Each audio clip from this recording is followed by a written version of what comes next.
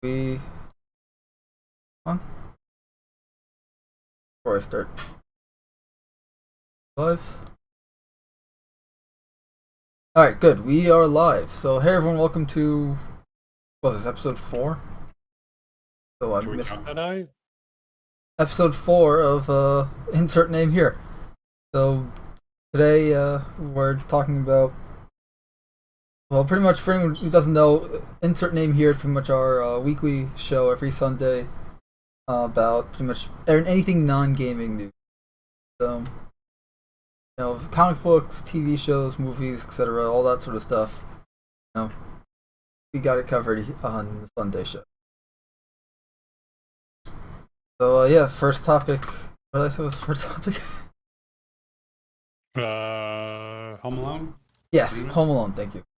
So, yeah, first topic we have Home Alone Reboot. So, for anyone who doesn't know, back in July and August of 2019, Bob Iger, the then CEO of Disney, announced reboot plans for Home Alone, Cheaper by the Dozen, Night at the Living Museum, and Die Hard.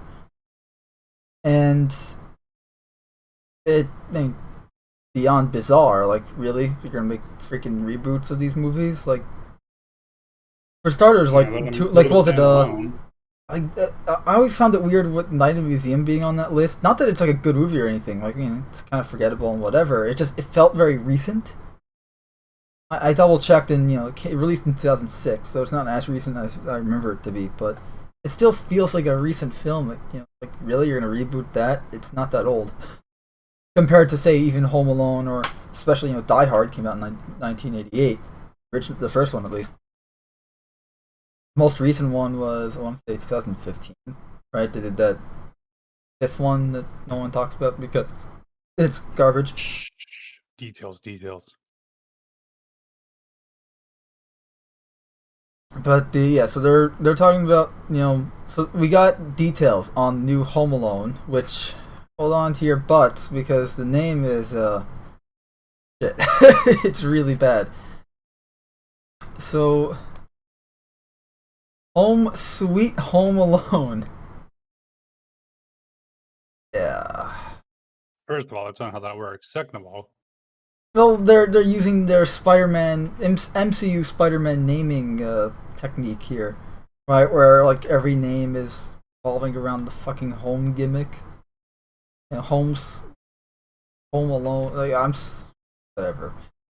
So the new Home Alone movie is going to stream exclusively on Disney Plus. I mean, it's gonna be like a straight to TV film, effectively. that doesn't bode badly at all.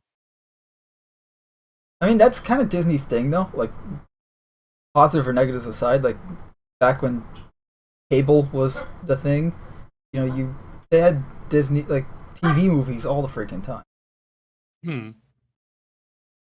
But they released an official description for the film so far, and it reads: Max Mercer is a mischievous and resourceful young boy who has been left behind while his family is in Japan for the holidays.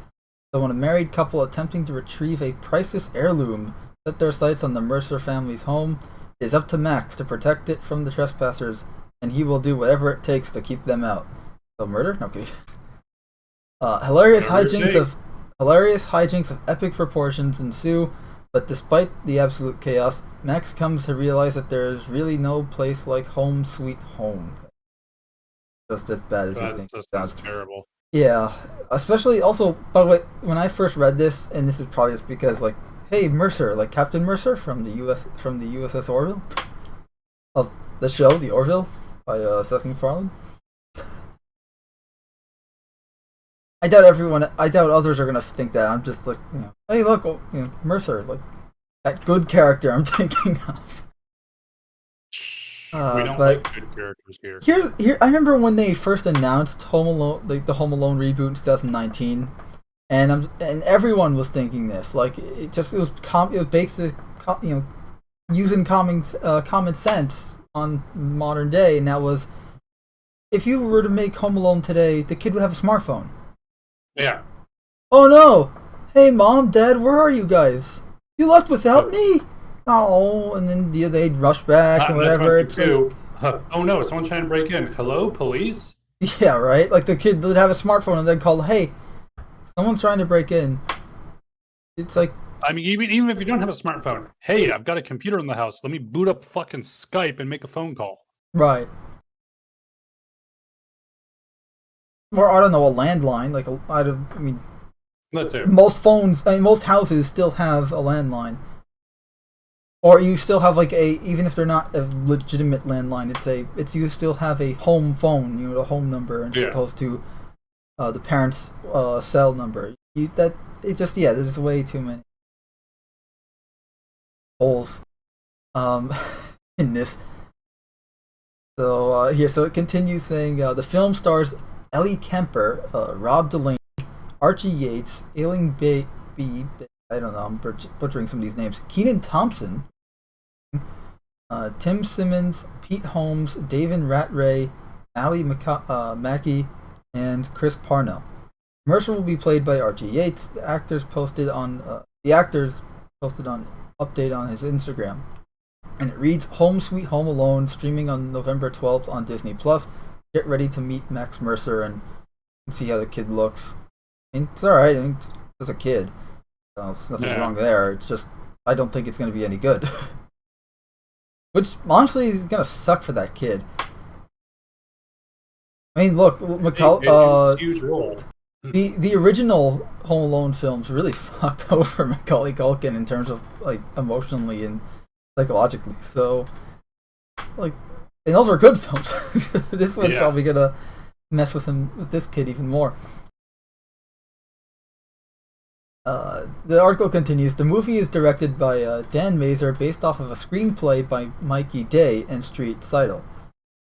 It is produced by Hutch Parker and Dan Wilson, with Jeremiah Samuels as an executive producer. And I love how they included an image of Home Alone 2 with the scene where he meets Donald Trump, and Donald Trump helps him because he was lost in Donald Trump's tower because they're in New York.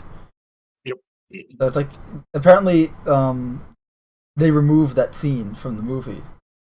You watch it on streaming platforms. Of course. Because we can't have anything that shows the ex-president. Because Trump did. And this was at the time, this wasn't when he was ex-president, they did this, when he was president, so, which, honestly, I think is a little worse. Like, personal feelings aside, that's not really something you should be doing to the president. Well, I mean, the biggest issue I have with modern politics, not to segue too much here, is just this whole idea of, well, if I do something to the other side, that's perfectly fine. But if they do even the littlest thing to me, it's a fucking horrible tragedy and all this. And it's like, look, if you're gonna have standards, apply them to both sides equally. Otherwise, you're just a fucking hypocrite. Yeah. We have enough of those already. That's true. The article reads, when asked about the reboot last November, Home Alone's original director, Chris Columbus, claimed this reboot was a waste of time. Columbus was asked by Insider, "Are you involved at all with with what Disney Plus is doing with their Home Alone remake?" Answered, "No, nobody got in touch with me about it, and it's a waste of time as far as I'm concerned." Columbus continued, "What's the point? I'm a firm believer that you don't remake films and that have had the longevity of Home Alone." And got a point. Home Alone's still relevant today. People still talk about it. People still reference it. It's not like a one and done film. I mean, like, I know several people that watch this film every Christmas, just like I watch Die Hard every Christmas. Exactly. And he continues saying, "You're not going to create lightning in a bottle again. It's just not going to happen. So why do it?" And, I mean, he's right.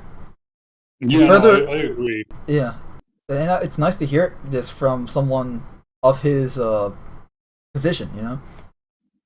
He further elaborated, it's like doing a paint by numbers version of a Disney animated film, a live action version of that.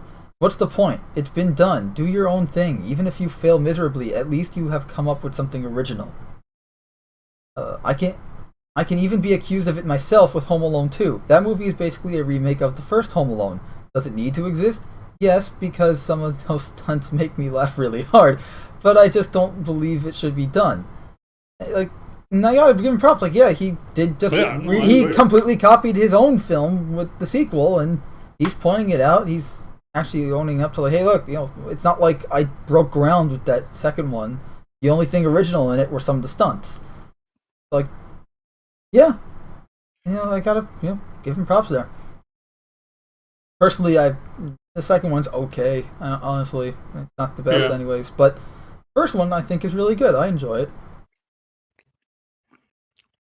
Also, I love John Candy. Easily the best scene in that movie, where John Candy's talking about how his kid was left in the funeral for an hour and then wouldn't talk for a month. Finally got around to talking again after a month. Apparently they it was crazy. He didn't even look at the script. There's a whole story there, which is actually really interesting. Because obviously, John Hughes was involved too in the film. John Candy's like John Hughes, like all of his films. But anyway, Columbus continues saying, "There's going to be a Stoned Alone with Ryan Reynolds. God only knows what that will be. A stoner version of Home Alone? Listen, have fun. I just feel do something new. Life is short," he concluded. As Yates noted, and yeah, that's well said. I agree. No, we've been saying this for years on this channel, let alone just in general. Before we started doing this stuff, like we've been saying for years, like we're sick of all this copy paste remakes and cookie cutter content. Like we want people. Honestly, I want to see more people taking risks, creating some new ideas, new IPs. Being creative, being original. There's nothing wrong with that. Yeah, it's a risk, like you're creating something new. It's never, or whether it's something new or a new take on an old idea or whatever it is. Understandably, you're doing something new, and that means there's a risk of it failing, and there's that monetary scare there, especially for these corporations. Despite the fact that if they lose, if this risk fails, they're not really, their wallet isn't going to be super dented because of one project failing. But I understand the hesitation to do something new there, but at the same time, if you don't, you're going to lose audiences in the thousands, as you already are right now. I mean, how many people are flocking over, just with comic books alone, how many people are flocking over to manga and the indie comic book scene versus the big names in America? Like the DCs and Marvels and even like Image Comics and how many people are flocking away from the big AAA. I mean, AAA gaming, I think it's a little different just because their stuff is crap outside of, like, some games are a little politically correct and all that, but mostly they're scaring away their audience for just being crap, not just a ideological bullshit. Well, I mean, and here's the thing: this new movie, it might be decent, potentially, but at the same point, but it'll forever be held up against the original. And if it doesn't, what's the point of redoing? Because it really was, in my opinion, a movie of its time. Because again, nowadays it's like if you have any kind, even if you set it back in like 2010 or even 2000, it's like with modern technology, the fact that most houses, if we're assuming a similar background to where it's a middle to upper class family with, because otherwise why would people be trying to steal from them, right? Then they're probably going to have a computer. And with the computer tech, even like I said, 10, 15 years ago, you still had the ability to make calls for this kind of thing. You would still have a phone in the house, probably a wireless phone, even if it's a home phone. You could take it off of the cradle and walk around with it. Oh, hey, let me go call the fucking cops. It's just, I don't think they're going to be able to capture that same kind of. No, it's funny because the original Home Alone is a product of its time. It's definitely a '90s thing, but at the same time, when you watch it, it doesn't feel dated. You know what I mean? Yeah, Because of the story. Because the story it tells is old, but yeah. the world it builds immerses you in it enough that you don't necessarily notice. Hey, this is a fucking old film. Yeah. Because first off, just good writing and the story it's telling, where it's not about a kid in the '90s, whatever. No, it's just about a kid left home alone, or I should say more like Macaulay Culkin left home alone.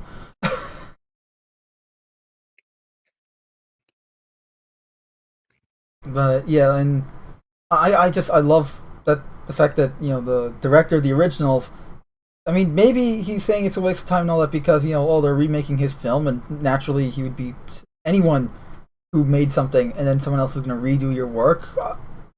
Just human nature to feel sour about that. That's normal. But he doesn't. At least the vibe I'm getting is it may be a little bit of that, but it seems more like he's just concerned with why people are constantly remaking the same shit as opposed to actually creating new ideas and executing on those new ideas. Yeah, no, absolutely. Honestly, though, I have no idea what Stoned Alone, whatever, with Ryan Reynolds was before reading this article, and now I'm interested. Ryan Reynolds is a funny guy. The Free Guy movie just came out, and I might see that. It's the one where he plays an NPC that kind of becomes self-aware in a video game.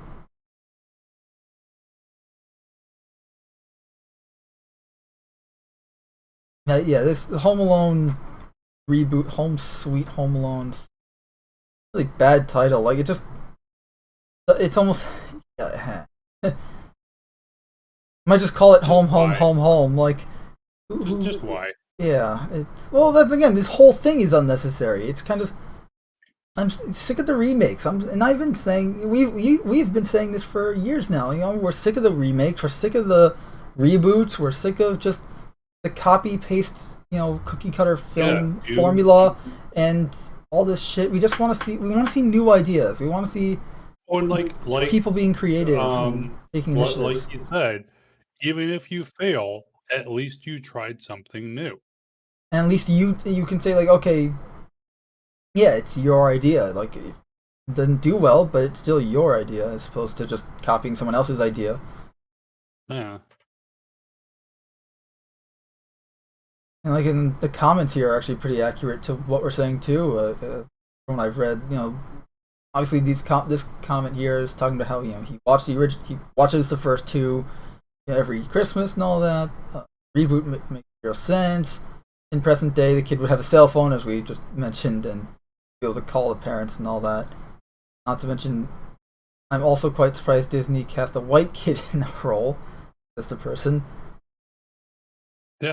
That's another thing. I was surprised it wasn't a girl. Yeah. Nothing wrong with that, of course. Just I'm surprised that's not what. No, just knowing Disney's MO of constantly politically correct decising. Yeah. Shit. Yeah. Well, whatever the phrase. Essentially, gender swapping, making everything all political. Usually, they tend to gender swap or whatever when remake. And that's the worry with the Die Hard reboot. First off, another movie, like, why? I mean, when you look at Die Hard itself, like, it's not like it's telling the most brilliant story ever told or anything like that.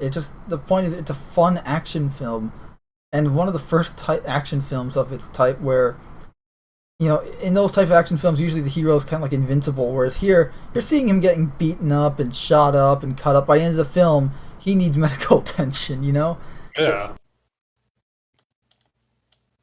Like, that was new. A Rambo film. Right, whereas like Rambo's kind of like he's walking everything off like he's Superman. Yeah. Yeah, same with like all the Arnold movies, like that aren't Terminator films, like Commando and True Lies. That dude's like a freaking tank walking around the screen. I mean, to be fair, he kind of is a tank walking around the screen. Yeah. Yeah, it's just the Home Alone reboot. Just why? Like, and I think I I can't believe I'm saying this, but I agree almost 100% with Yeah, the director here with the hell's his name? Columbus. I mean, he said everything right. You know, it's a waste of time. Why do it as when you can be like why waste time on this when you can be spending your time doing something creative and original? yeah, exactly. You're not going to be able to catch that lightning in a bottle twice. You know, not going to happen. So, and all that, like, really valid points.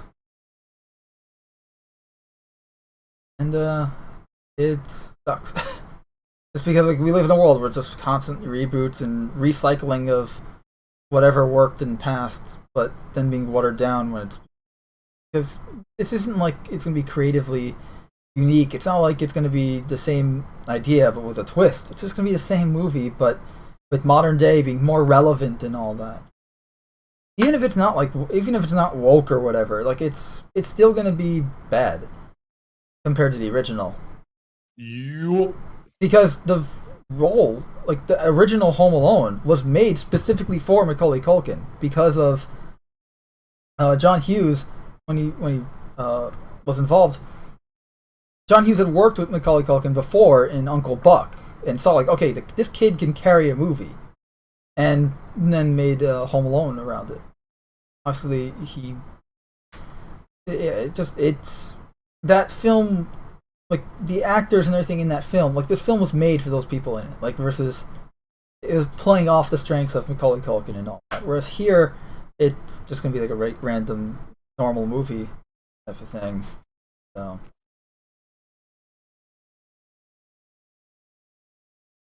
whatever.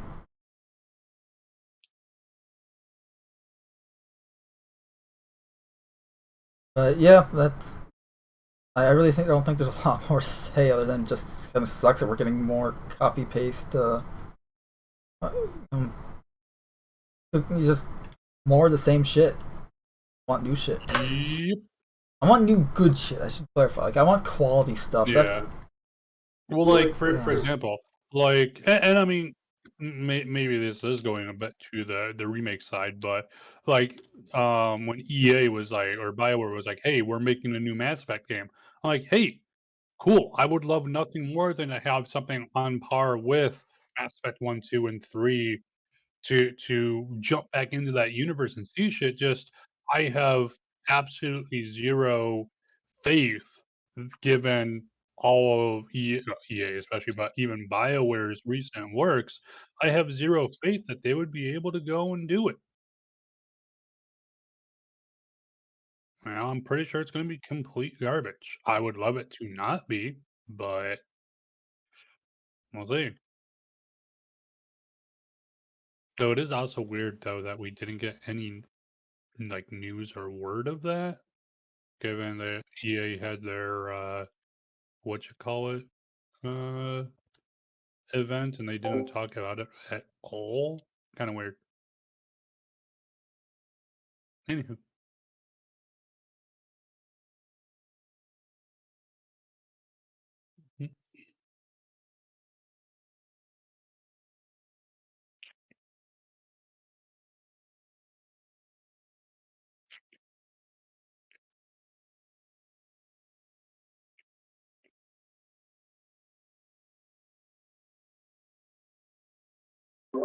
Sorry about that. But yeah, no, it is weird. You know, it's kind of not to get too off topic with the gaming stuff because we're gonna be covering that tomorrow. But yeah, their radio silence on that. Also, just Bioware's yeah, as you put it, Bioware's recent inept uh, just inability to actually make games, let alone make games without completely overworking and you know just Fucking everything up. torturing their staff. I mean, remember the whole thing with Anthem where it's like you had tons of they were being overworked and this and that. Like the whole Bioware magic, as they always put it, just means really, really, really bad crunch time. So Yeah, which has already been shown to not be that helpful for making a decent product. As we've seen with fucking like Star Citizen. Yep, It's CIG. like if you go and make a bad product, everyone will remember that. If you go and delay a product until it's good, sure, you might lose out on some of the immediate cash revenue. Huh, no, not that. But you're eventually going to have, presumably, a good product. And at that point, then people are going to throw money at you, especially given the lack of many good products these days. That's why I really don't understand the whole thing of, hey, we're gonna just keep on pushing Well, bullshit out. it's the same problem with the whole live service thing, where it's like you make a solid game, like take Halo CE versus Halo Infinite, and I know Halo Infinite isn't out yet, so it's not right to judge it because it's not out yet. But just based on what we know of live services, you know, just comparing Halo CE, Halo CE came out 2001. I still play the fuck out of that. Yeah. You know, It's because it's still fun. exactly. It's a good, solid game. That's it. It's a solid, finished game. You play it, play it again, again, again. Like, and this was never a game that, like, I got into the multiplayer side of things more so at Halo 2 and 3. Halo CE, I was like, dude, this campaign is amazing. Like, I still play it. Like, I love the campaign. One of the big sci-fi titles of our time. Yeah. I mean, this thing literally launched the Xbox in terms of, like, hey, this console is a contender against the PlayStation 2 at the time.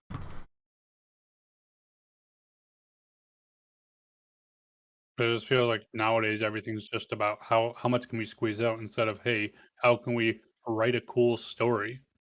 How can we do something interesting here? And yeah, I miss that. So, do you want to do the Avatar stuff? I'll save the Avatar for last, actually, just because it's probably the biggest. And I actually, I set up the stream and stuff last night, but this morning, my brother sent me some good news regarding Avatar, which is completely unrelated to Netflix. So we'll save that for the very end. There's no such thing as good news. But moving on, so the Watchface. Yes, the Watchman face. The Spider-Man news. So there is Spider-Man news this week. Right. Wait, hold on a sec. Spider-Man does whatever Spider-Man does. By the way, yeah, just real quick. You know how in the more recent, like, Watchface Spider-Man movies, yeah, the Watchface. the MCU ones, they have the Ramones play all the songs and stuff in the films? Yeah. You know the Ramones did a Spider-Man song. Like, they literally did a rendition of the original cartoon theme. But we can't use it. And it's really good. But they don't use it at all in any capacity whatsoever, and it's like... You know why? It probably would have cost too much for the royalties. I mean, yeah, I guess. They have their other songs, but maybe there's like... It's usually the same type of songs that you've been seeing in movies, like, since 2006, so... Like, remember every movie back then would have Blitzkrieg in it? Every like, movie name like a college film or like a college comedy type film or something that didn't have Blitzkrieg in the film at the time. Like, it was just everyone had it because it was a popular. It was the Ramones song. Anyway, so real quick, those of you probably are aware of the Marvel's What If show. I honestly have been staying away. I'm not interested. I don't care. Honestly, the only reason I know anything about it at all, aside from this article, is from a commercial I saw when watching MASH the other night. Or rewatching MASH. So, if I didn't see that commercial, I would still be completely oblivious to, like, what it actually looks like and all that. I just don't care. But apparently, a Spider-Man What If episode, or whatever the hell they're doing it, reveals that a storyline was too dark for Marvel's What If because it involved body horror. And apparently that's where the MCU draws the line when... So this article is really short, and it's not the only article regarding the topic, but bottom line is, what's this? Marvel's What If show is a PG-13 show. It's rated PG-13, and they scrapped a storyline involving Spider-Man becoming the Man Spider, like he did in the animated series back in the '90s. And the reason they scrapped it is because it was too dark and involved body horror, and it just wouldn't make the rating. Which, okay, that's fine. I can understand that depending on the visual, depending on the visual type of storytelling they use, right? Like, are they going live action? Are they going like, Godzilla, whatever? What was the anime on Netflix that they had for Godzilla relatively recently called? No idea. Like where Godzilla's like the size of the planet or whatever. It was like King of the Lizards or something. But it's like, if they're gonna do something like that, or like, whatchamface, Pacific Rim type, like monster design stuff like that. Yeah, I can understand why it's not gonna make the cut there, because you're having a person like morph into this horrific creature. But here's the thing: that's not the case at all. Like, the visual stuff is fine. It's just it was too dark. They couldn't tell it yet. They were able to pull this off in the original animated series in the '90s, which was super censored. I mean, like, they wouldn't have. Spider-Man was not allowed to punch people, and I'm quoting, he wasn't allowed to. He had to make sure he didn't step on any pigeons or something when he landed on a rooftop, because Fox Kids was very, very all over the censorship bullshit. Meanwhile, DC's getting around shooting bullets and guns, because in the Spider-Man cartoon, they weren't allowed to have guns that shot actual bullets and stuff, which is why everyone has a laser gun, a blaster, whereas in the DC animated universe shows, everyone's got actual guns. Assault rifles and pistols. They found loopholes, and it worked really well. But like here, you can see on screen, like, this is when he becomes Man Spider in the animated series. Grows the extra arms, and then finally morphs into this giant Man Spider creature. And it's a good story, but apparently it's too dark for What If. And you think, oh, okay, this is the darkest story they'd be telling in What If, right? No, because What If is doing Marvel Zombies, where you're literally going to have characters eating each other and killing each other in grotesque and horrific ways. I would argue that's darker than this. So why is this okay? Or why is this canceled? Or isn't okay? I mean, and just not to mention the fact, like, I remember when I first read this article on Friday, I'm kind of like, wow. So they've never read Kraven's Last Hunt, have they? But it's just like, wow, because this isn't even that dark. Like, body horror. I mean, yeah, he turns into a giant spider creature, but we've seen worse in the movies. Like, just in the live action, in just the MCU movies, we've seen worse. Well, I mean, like, everyone getting Thanos snapped away, like, they turned to dust. Yeah, like, that's pretty. But I don't feel so good, Mr. Stark. And then it's like, oh shoot. Hey, like, the article read, talking to the post-credit podcast, Bradley disclosed a story involving Spider-Man becoming the Man Spider, which would bring too much body horror to the Marvel Cinematic Universe, despite, they've done body horror before. Yeah, really. Talking about episodes that never got beyond pre-production, Bradley said that there were a couple of episodes that were just a little too dark. As Bradley explains it, in one of these scrapped episodes, Spider-Man turns into a real spider, and that was just too dark and too body horror for their PG-13 rating. It's unclear if Spider-Man's superpowers would accelerate and cause the mutation, or if a villain would turn Peter Parker into a giant arachnid. In the case, it's a shame we don't get to see this happening on screen. And then just start talking about how it was done in the animated series in the '90s, and how it's like a part of the character's mutation and all that in various continuities. And well, I mean, it's fine if they don't want to do it. And also, too, maybe it was like, oh, we want to do this, but we're going to go and make it so that he turns into a spider and then he starts, like, eating people.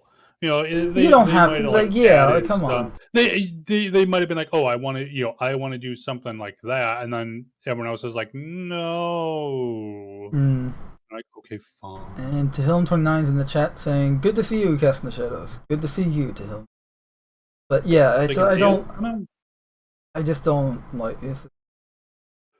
Like, it's not. It doesn't. Yeah, I'd agree. Like, it's not like we just didn't want to tell this story because it's kind of this story's too dark. Like, you want something like you literally have Marvel Zombies. Marvel Zombies was such a. By the way, Marvel Zombies is such a weird thing. I don't understand the popularity and interest at all behind it. Like, if you like it, that's fine. That good on you. Enjoy. It's just definitely not my type of thing. I'm not a big zombie guy to begin with, so. I thought you were a human guy.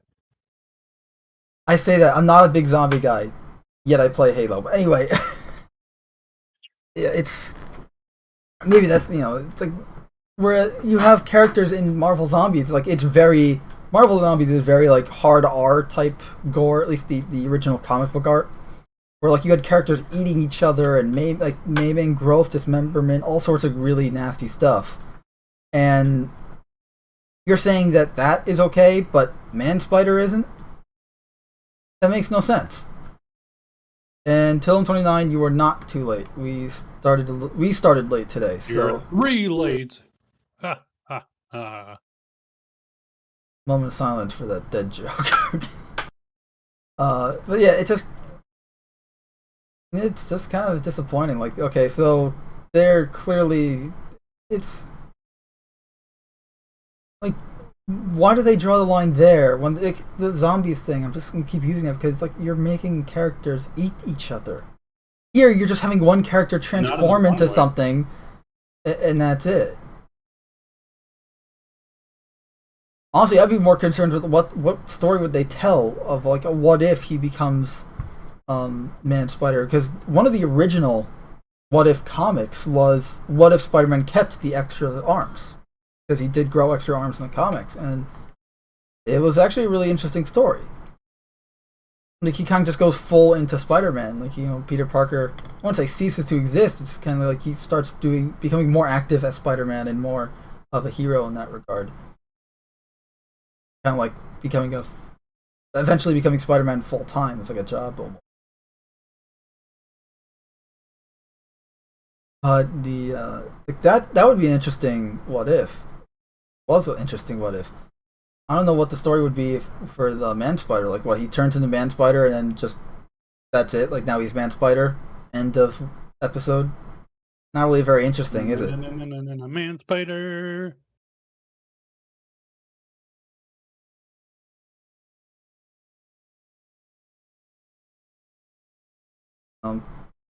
It's disappointing. Just like, wow, so their standard, it's just so weird. Like, that's too dark, but the zombies thing, inconsistencies. I'm just trying to wrap my head around it. Like, that's why I keep repeating myself right now. I'm just trying to, like, how would this work? How does that work? Very carefully and with lots of mental gymnastics. But to say a lot. They're doing freaking, like, triple flip cartwheels or whatever. Indeed. Yeah, apparently. Yep. Marvel's What If series canceled Spider-Man storyline based on Spider-Man arc, the Man Spider arc, for being too dark. Like, the whole zombie thing. Just makes no sense.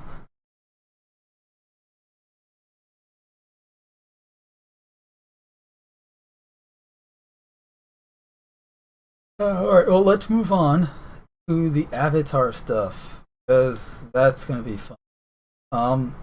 So, real quick, before we start down this rabbit hole, I love Avatar: The Last Airbender. I watched it when it was live on the air, and I recently, when it came to Netflix, was it last summer? Like, what was it, last May or June or something? My brother and I watched it together, like rewatched the entire series on Netflix last year. For the first time, for me, it was the first time rewatching that series since it was on the air. And I'm like worried. Like I was grateful to be watching it again, but I'm like worried. Like, oh, it's not gonna hold up and this and that. I am so glad to say that it holds up perfectly. There wasn't even like a, oh, I thought this moment would be better.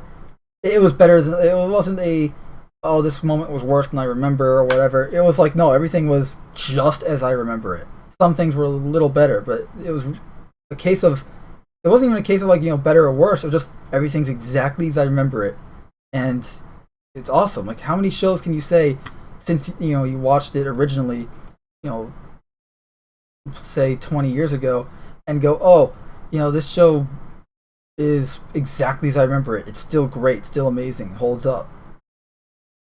And I like to use it as like a gold standard for character development because the show did it really well. And just look at Zuko, like he's probably the prime example in the show. Like here you have the bad guy, like the comic book, kind of the episodic bad guy from the first season, grow into a hero by the end.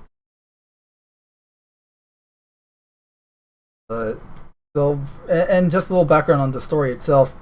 So Netflix is making a live action remake of the original show, of the original cartoon. It's not a continuation or whatever, it's just the retelling of the cartoon in live action. Which again goes back to what we were saying at the beginning of the stream, where we're sick of the remake nonsense. Like, stop remaking stuff and make something new. Like, honestly, if they wanted to do a live action Avatar show, but it's like a continuation of the original series or something, or like an in-between series or whatever, fine. But why retell the same shit? Because it was already told, and it was told brilliantly. Yeah, it's like, why retell it unless you're changing shit? And if you aren't changing shit, why bother remaking it? So apparently, Albert Kim, the showrunner of the upcoming live-action Avatar, The Last Airbender series on Netflix, recently penned an article detailing why he decided to adapt the show to live-action and promised that the show will be authentic to the original animated series. Sharing his thoughts on Netflix's website, Kim first detailed that he didn't feel like he had anything to do. He felt like he didn't have anything to add to Avatar with a live-action remake. Yet he's doing it anyway. He explained, Netflix offers me... Say, hey, you're doing this, and then they offered me money, and I'm like, okay, I'll do it. He explained, Netflix offers me the opportunity to develop a live-action remake of Avatar. My first thought was, why? What is there I could do or say with the story that wasn't done or said in the original? Avatar The Last Airbender had only grown in popularity and acclaim over the last decade and a half, which is a testament to how complete and resonant of a narrative experience it had been. So if it ain't broke, why fix it? Good phrase. It's the exact phrase that every Halo fan was telling 343 regarding Halo 2 Anniversary. If it ain't broke, don't fix. And look how that turned out. Halo 2 Anniversary is awesome. Mm. Of course, I refer to the campaign and all that stuff. I mean, blur cinematics, the remastered graphics, all of it's great. Multiplayer, take it or leave it. However, he is indeed doing a live-action adaptation, so he listed off reasons why he's doing it. Kim stated, but the more I thought about it, the more intrigued I became. VFX technology has advanced to the point where a live-action version can not only faithfully translate what had been done in the animation, except for those character emotes. Like with the anime emotes, where like their jaw would drop to the ground, or their eyes would go giant and white, like, oh no! Like you can't do that in live action. The whole reason it was like I honestly just have doubts that what my biggest doubt would just be that, as we saw with the original attempt at live action, the Shyamalan movie, to the actual source material. I mean, when they literally got the main character's name fucking wrong, you knew it was only downhill from there. Yeah. But it's like, maybe they'll be able to do well. Because honestly, I would be like, animation stuff aside, everything else aside, as long as you are staying true to the original source material in every way possible. And I'm not just talking in terms of, how you pronounce the main character's name, or even like Like the costume feel of the design. world and the storytelling through just the Yeah, world building and you all have to that. go Yeah. and not you have to do the entire thing as a whole and go, okay, in this specific scene, what do we have here? From the set dressing, from the story that's being told at that specific moment, to the character design, to the costumes, everything there you have to try to translate into the live action. And I really doubt they'll be able to do it justice. They might be able to, and if they do, hey, that'll be great to see. But just the amount of work you would have to do to translate all of that, because again, they're just every part of the original cartoon was great. From I again, can't think of a single bad thing with it. Like no, you had they did everything earlier on, very you did well. have some kiddie moments, but it's Sure, not but like I was expecting them to be really bad when I was rewatching it, and I'm like, wow, this is not bad. Like this isn't weird at all. It's not like when you're like if you were to watch like an old when you cartoon, you go saw back and watch them, and you're like, oh, and this you're is like, yeah, and it's terrible. like it's like no, it's not like that at all. Like I was expecting it. I'm like, this is actually fun. And like Yeah, it still it's holds still up. fun, still awesome. It's cool. How many shows can you say that? Like where it's like it's just Absolutely. as good as you Very remember. little. Like the only other show I can really think of is the Teenage Mutant Ninja Turtles from 2003, where I'd Damn, that argue was an it's old one. what That's an old one. I love I that remember show. it. Yeah, great animation, voice acting was superb, and the storytelling was.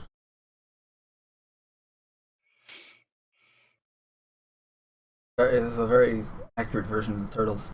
But yeah, and he continues on saying, talking about that VFX technology, which I agree, the VFX technology has improved to the point where you could do a live Mhm. action remake or just a live action Avatar, whatever, and it would be true to the visuals of the world, and you can recreate some of those, earth bending or air bending or whatever. Yeah, just you have to go and honor the source material as much as possible. Because that if you don't do that, it's gonna be fucking garbage. And honestly, that's what I'm expecting. Growing a And cynic. he continues saying it can bring a new visual dimension to a fantastic world. We'll be able to see bending in a real and visceral way we've never seen before. Which that is the plus side of doing live actions. You'd be Yeah. able to see bending in a more live action setting, which would be pretty cool. I mean, it definitely would be interesting to see for sure. Just can it do it justice?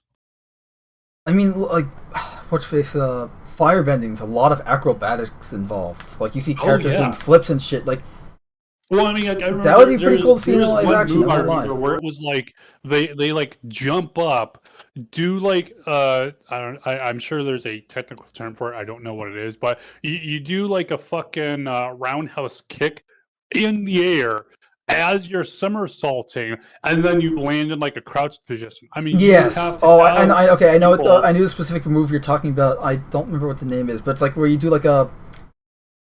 It's not a horizontal kick though, like a traditional roundhouse No, kick. it's It's a vertical kick, yeah. on a vertical a y-axis, like It's slicing so fire I mean, slice like kick. the fact that It's there's a cool specific move. moves. Yeah, but the fact that there's specific moves, and it's like you would have to literally have all of your benders be training in acrobatics to be able to again, if you want to do this to the source material, you have to be training them to be able to do these kinds of moves, or at least they're stunt doubles. I mean, holy shit. There is so much that you would have to do to try to translate this into live action.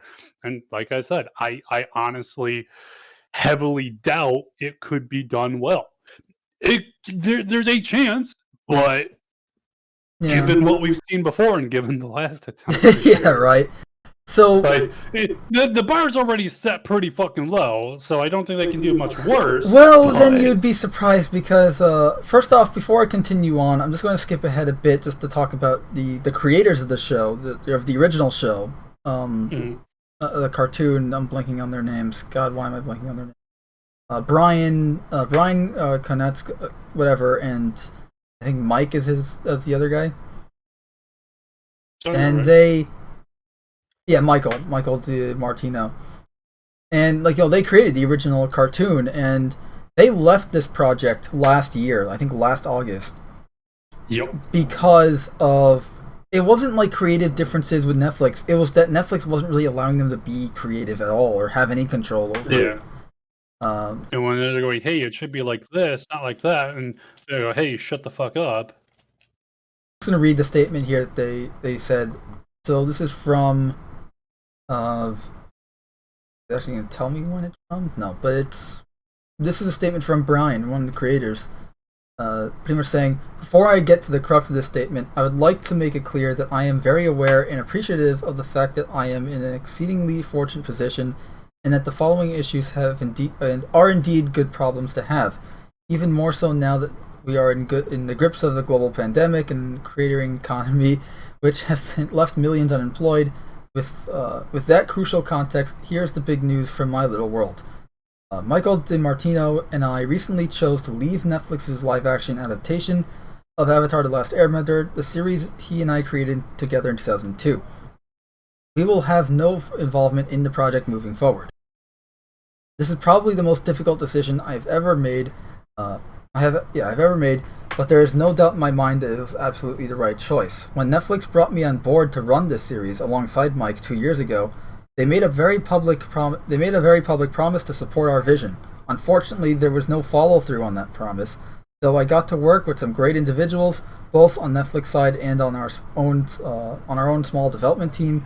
The general handling of the project created what I felt was a negative and unsupportive environment.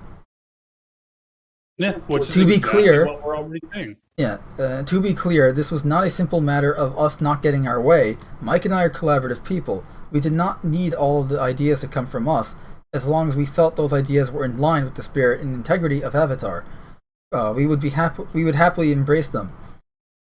And that's true. Like, if you're a true creative, you can adapt things to work in your universe if you think it would work. Yeah. Anyway, he continues saying, however, we ultimately came to the belief that we could not be able to meaningfully guide the direction of the series. Like, they just weren't able to control anything of the series. Which, to the point of, why are they there? Show pieces. Yeah, they're it's essentially like a PR thing. It's like, why? Maybe. Hey, look, we have the original creators. Well, exactly. Sure, but if you don't let them do anything, then what's the fucking point? Like what Terminator Dark Fate did with James Cameron. Oh, look, James Cameron's back, everybody. And it's like, cool, but if we don't let him do anything... He continues then saying, though I am profoundly disappointed by how things turned out, and there are wonderfully talented people who are still working on the series, some of whom Mike and I personally hired and got to know well during our time on the project, we worked very hard together towards a shared dream of how special this adaptation could be. I wanted to see them employed, and I hope they get the chance to do their best work on the series. Perhaps the team that remains still might be able to make something fans of the original and entirely new audience can enjoy. By and large, I have an incredibly charmed career, and I am very grateful for it. And I am enormously lucky for the amazing global community of fans that has grown around the shows Mike and I have created and run together. I will continue to be deeply involved in the Avatar universe, telling the stories my partner and I want to tell in the way we want to tell them. I will put my time, energy, and talent towards the projects that give me the most fulfillment and where I am offered trust and respect. Life is too short to do otherwise. And I gotta say, like, just as an artist myself and the amateur writer, imagine creating something. It's your baby, you know. It's your creation, it's your original idea. It's your TV show. It's a success, and then you're working on something related to it, and you're It's not even that you're cut out. It's you're so just turned off with the idea of what's happening with it that you leave. You leave the project based on your idea. Which, and again, that is not an easy thing you do. Faith of the original work, which like that is not something you can just easily do. That's something like that takes time and a lot of mental preparation there. And he continues here with this post. Well, friends, there you have it. Big sigh. I'm sure many of you will understandably want to know more, and talks about how people are going to want to ask questions, and he really can't. He doesn't have any answers to give. So this statement's all he can. The statement's all he can give. And then telling them to look at his partner Michael's account for more updates, and then just thanks everyone from the bottom of their heart. And it's nice to hear them say that. It's unfortunate though; it really sucks. Yeah, but like I said, it just points to again a company running things that has no intention of honoring the source material, and instead it's just like, yeah, we're just gonna do whatever the fuck we want, and if you disagree with it, well, fuck you. Yeah, and the what's-face, the Kim, what was the hell his name again?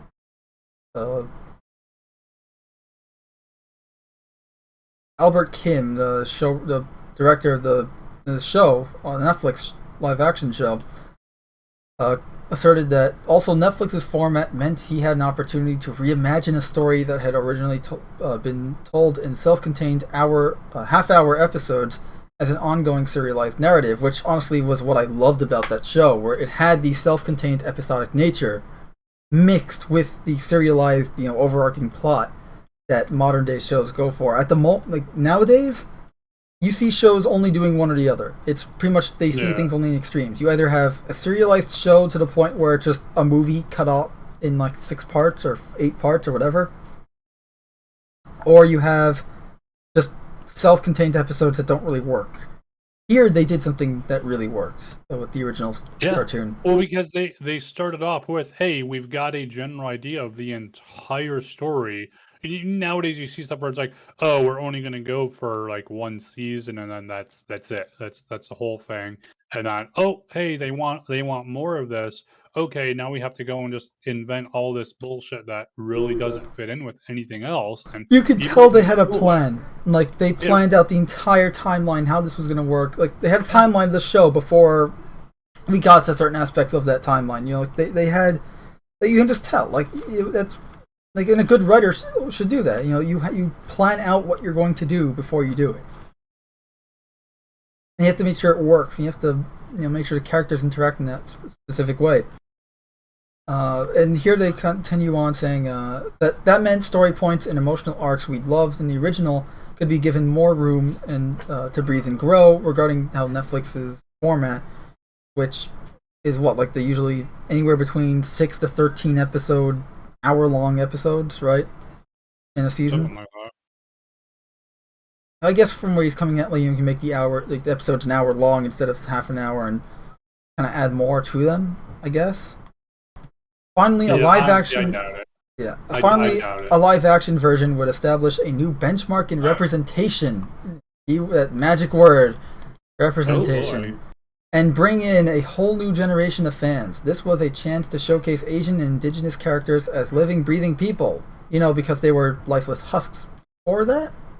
well, of course, because these new directors, only they can give true life. Everyone else is just a fucking poser. So, yeah, great. Not just in the cartoon, but in a world that truly exists, very similar to the one we live in. Ah, yes, that we need to make the show just like the real world and have it be relevant. Because nothing says fantasy world like making it more relevant to modern day reality. I'm sorry, but this is a world. This is a world that. Well, it just shows that they have no intention of honoring the source material, as evidenced by fucking it up to the point where the original creators are going, hey, we're out of here. You guys are just fucking around. Bye. This is a world where a bear want to do their own bullshit. Yeah, this is a world where a bear, just a normal bear, is considered one of the weirdest things ever. Yeah. Don't you mean his platypus bear? No, it says just bear. They had a whole segment dedicated to that because it was in that world you have all these weird ass animals that are combinations of 2 other animals. Yeah. So you know, yeah, I'm flying like I said, lemurs not and surprised, flying disappointed, bison not and surprised. what's face, what, otter penguins or whatever. Something like Like, penguins. you have all these like fantastical creatures, and and all of a sudden just a regular bear. Like, yeah, it does fit. Like, it does stand out like a sore thumb. That's the whole point.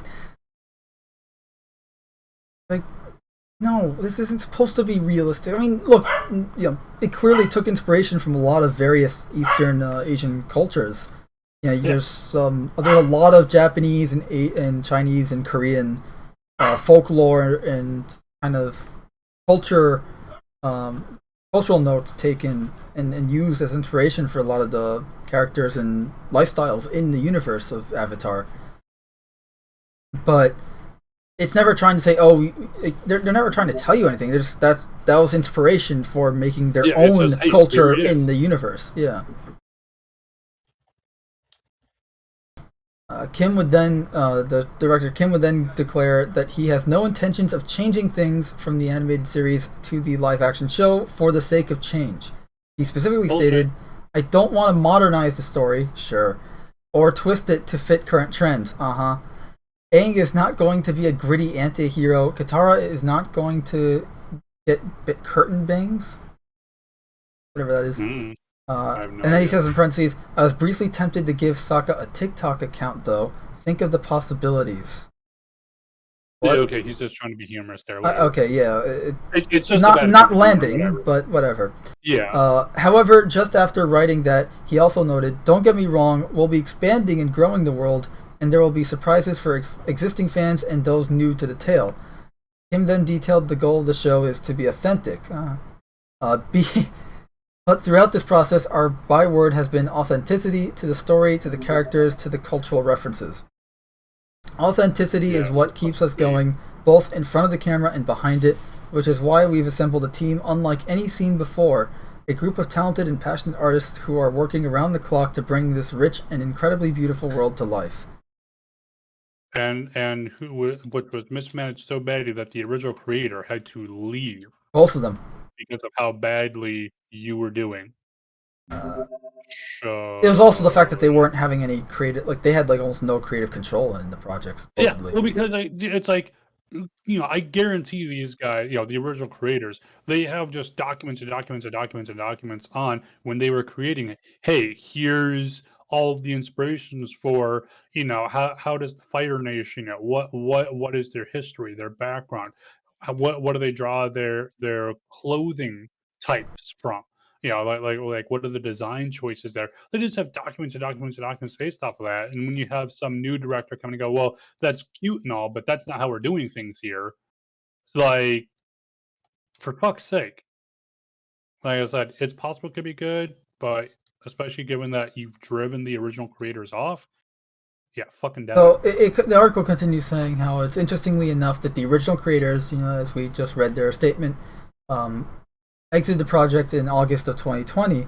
In a letter explaining his exit, DeMartino, who was not the one that we read from just now, that was from Brian. So this is Michael's response, saying, "In a joint announcement for the series, Netflix said that it was committed to honoring our vision for this retelling and supporting us on creating the series. And we expressed how excited we were for the opportunity to be at the helm. Unfortunately, things did not go as we hoped." Further elaborating, "I realized I couldn't control the creative direction of the series, but I could control how I responded, so I chose to leave the project. It was the hardest professional decision I've ever had to make, and certainly not one that I took lightly, but it was necessary for my happiness and creative integrity." And who knows? Yeah. Netflix's live-action adaptation of Avatar has the potential to be good. It might turn out to be a show many of you will end up enjoying. But what I can be certain about is that whatever version ends up on screen, it will not be what Brian and I had envisioned or intended to make. Like, we have nothing to do with this project, regardless of if it's good or not. We had nothing to do with it. And the whole thing, we're just like, that's pretty damning. We created the show, and they invited us on to, help further our vision for this show, and then they wouldn't let us have any creative control whatsoever. So we left. Like, that sucks. And it's, like I said, it's pretty damning too that you are diverging So for it's like when the original people who made this are going, hey, in this case the character would do this, or the styles are that. This is what was created, and that you are diverting so much from there because it's like if it was like, oh, okay, you're saying these are the constraints of, let's say, clothing design for the water tribe. Okay, well here, let's go and keep 90% of that. We'll change up a little bit here and there, just for the sake of making this stuff actually realistic to wear, and boom, there you go. We've got a finished product. If there was work like that, collaboration like that going on, there wouldn't be any issues. The fact that there were issues to begin with shows that was not in any way, shape, or form what was going on. So it pretty much shows that the director was not willing to work with these guys on creating these characters and everything else.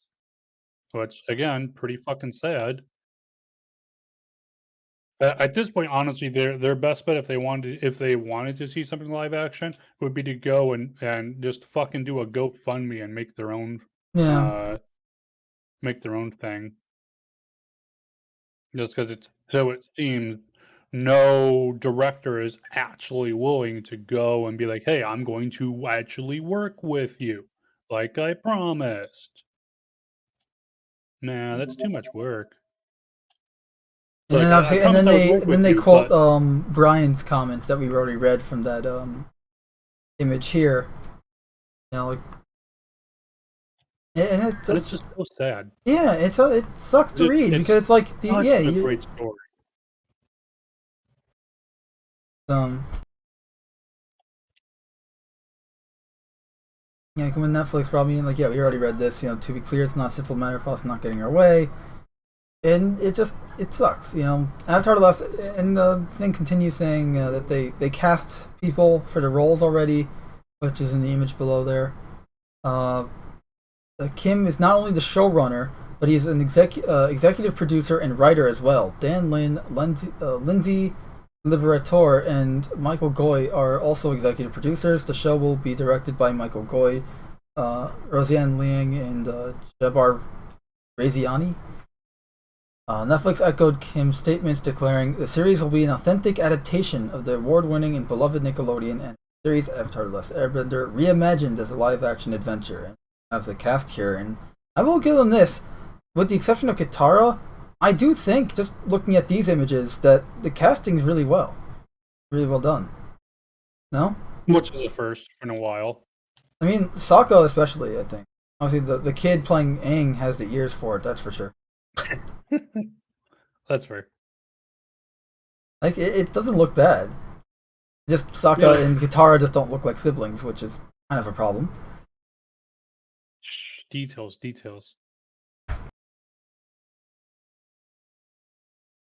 Look, well, they're actually step siblings now, and it's actually their dad that disappeared. And but don't worry, we're staying authentic, just with 90% changes. It's fitting that the article here pulls screenshots from the episode where they watched the play about themselves. Oh god. Where it's like a butchered retelling of their adventures by the Fire Nation. Because this is probably what we're going to be getting.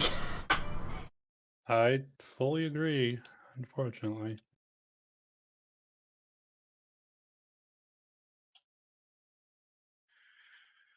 It's unfortunate because I love Avatar and I don't I don't want to see it I don't want to see it bad. Butchered again. And it's first off, it's not like it has a history with bad live action adaptations. Not to mention the fact that now you have like the creators are like we left because it was the only way to kind of keep our stay about face or whatever the phrase is. Retain what's the phrase, like retain face or something like that. Something like that. Whatever it is, it's only the only way that to keep their own respect.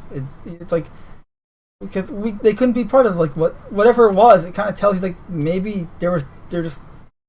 It couldn't have just been a lack of control, which that alone is enough to drive them away. It to me, to me, it's saying that there's a lot of design choices that the director is making that are not true, not authentic, despite all of their lip service to saying that they will maintain authenticity. And what we're going to see is a crude caricature, just like before, differently, but just like before, of the Avatar story. So you can actually, What we're gonna get. I have this linked in the description, but you can read Michael DiMartino's full letter from August 12th of last year regarding his departing the studio and the project, and it it just kind of breaks your heart a bit.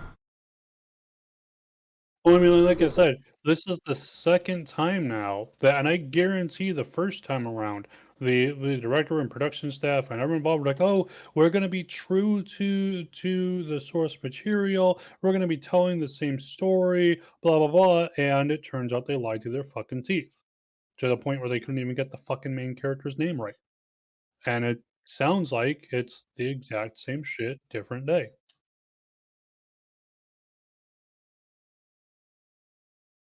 Once again, not surprised, disappointed, not Yeah, surprised. it sucks. I mean, Yeah. at Well, and least it's you know, like at it's least like we'll always have the cartoon, but just it still kind of when sucks. and people like this shit too, which is why they're making it. But it's like to just see the creators of this world getting jerked around again.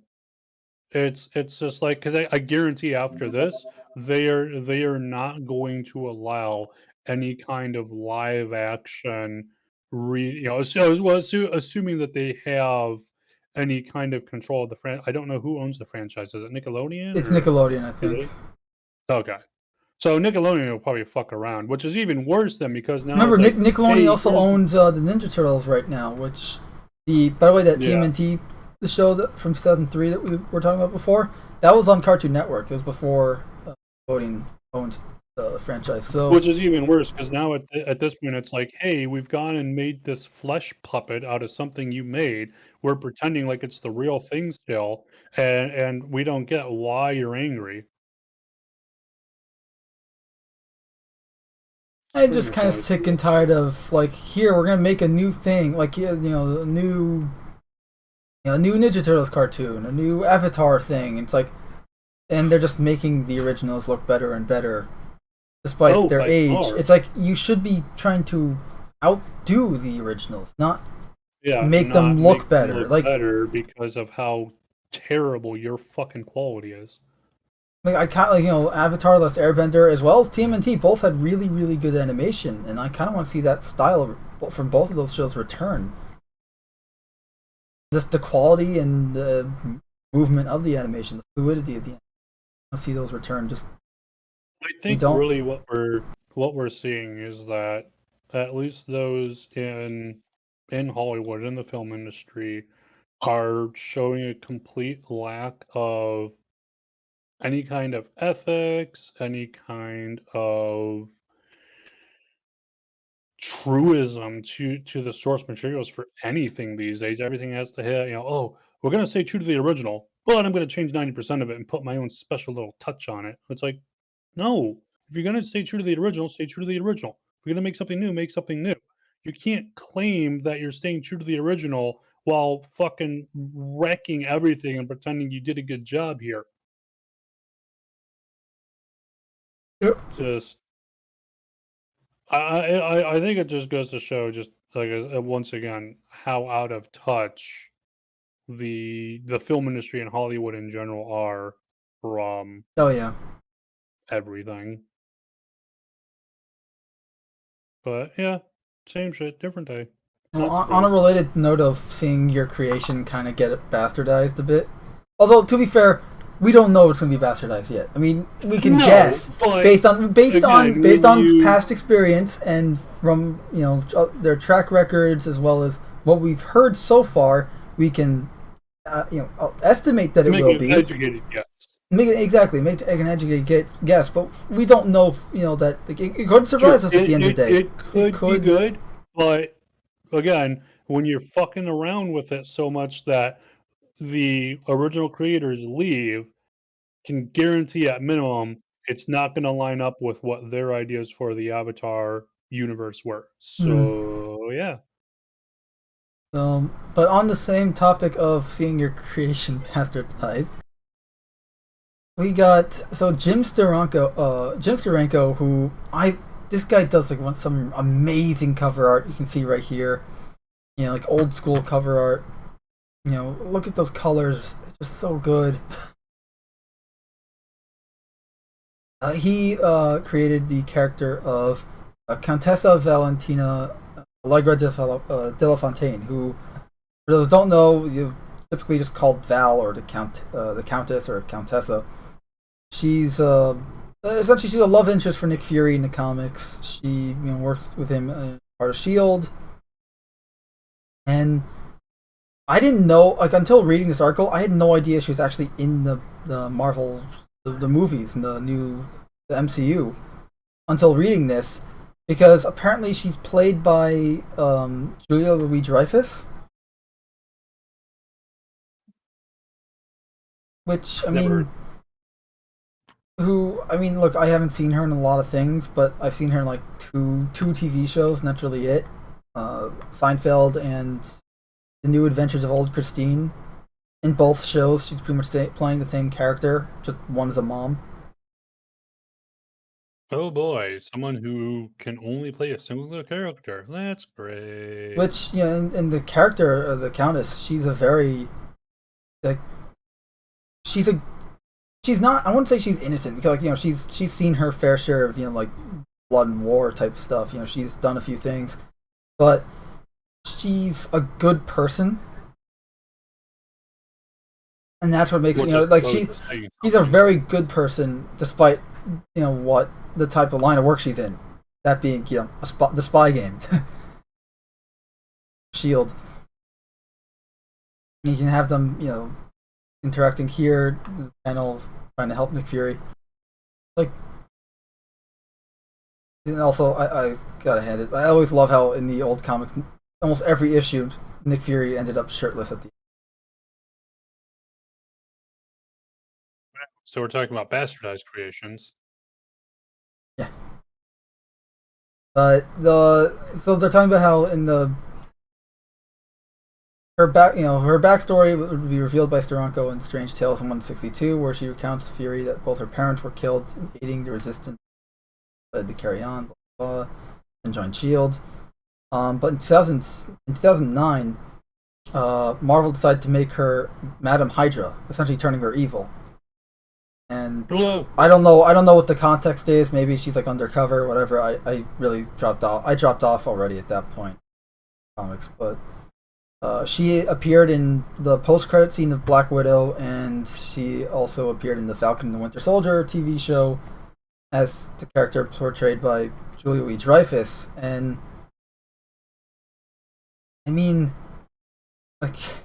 you have some guy here saying, "So does Jim Steranko know that they turned Countessa into Elaine from Seinfeld with a purple streak instead of white streak in her hair?" Really bad still, by the way. Just saying, just looks hilarious.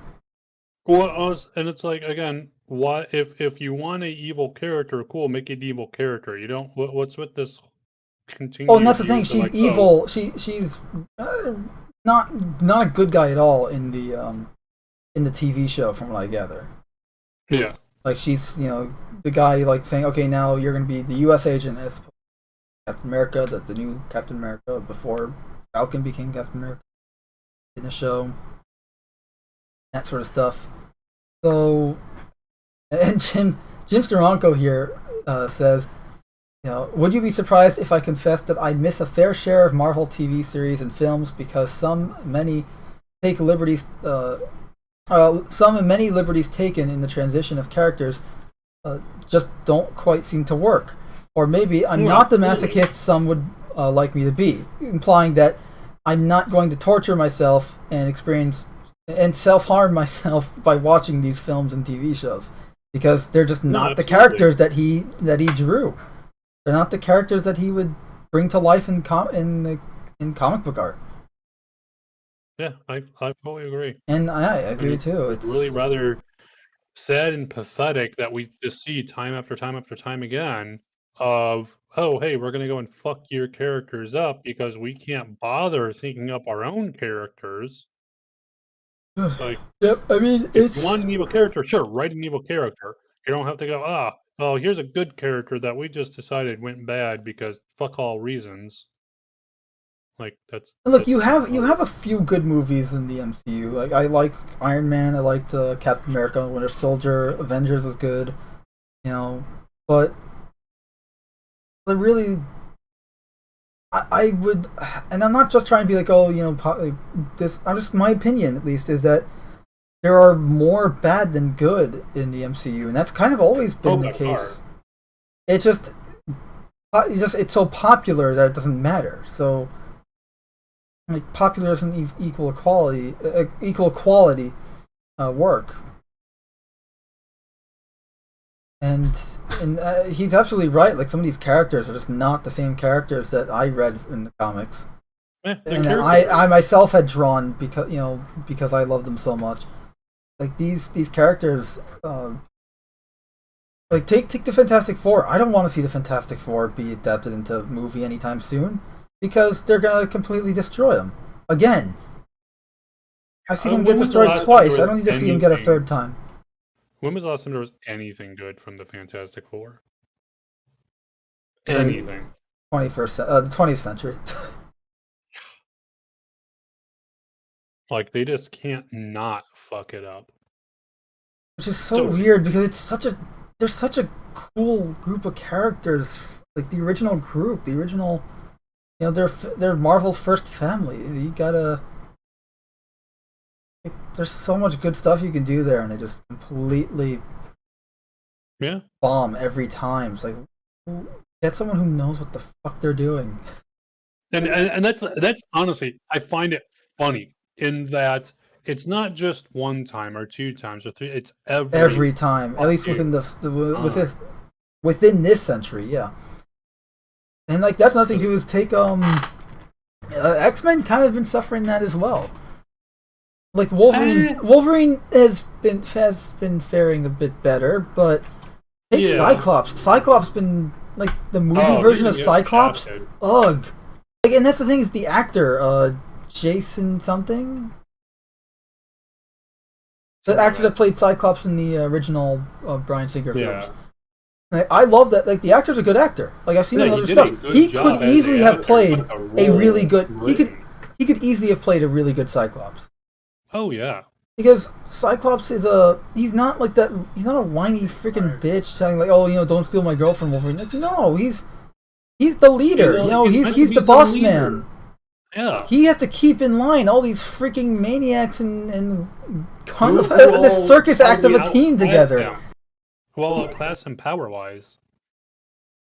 Right, like he also comes from like his backstory is very, very interesting too. It's like it's just you have a lot of the X-Men characters were done dirty by some of the movies, and the movies obviously popularized those versions of the characters, and then they become the new version of the characters in the comics, and that's the problem with the movies in general. Is like the MCU movies, their popularity now means that their characters, the comic book counterparts, now get kind of turned into the movie versions, and then you end up with a copy of a copy of a copy, and you're going to lose a lot in translation there. Oh, absolutely. But again, it just shows that they can't go and write characters true to the originals. Maybe it's something in the fucking water over there, who knows, but it just seems like they just can't not fuck shit up in Hollywood. Like, oh, I gotta change something, but we already know who the character is, what they're doing. We can put them in new situations. Yet that didn't stop all the DC animated universe TV shows from the cartoons from good. Take Superman. Let's take Superman the animated series, just because here you have a character. It's Superman. Superman. He's been, at least as of now, we're going on 100 years. This character's been around. Yeah. This dude, truth, justice, the American way. The big blue Boy Scout. He's been around for forever. And it's like, okay, people know this character, so what can we do? Well, it's called being creative. Like, yeah, you stay true to the character, but like, what is he dealing with? What's the character's situation?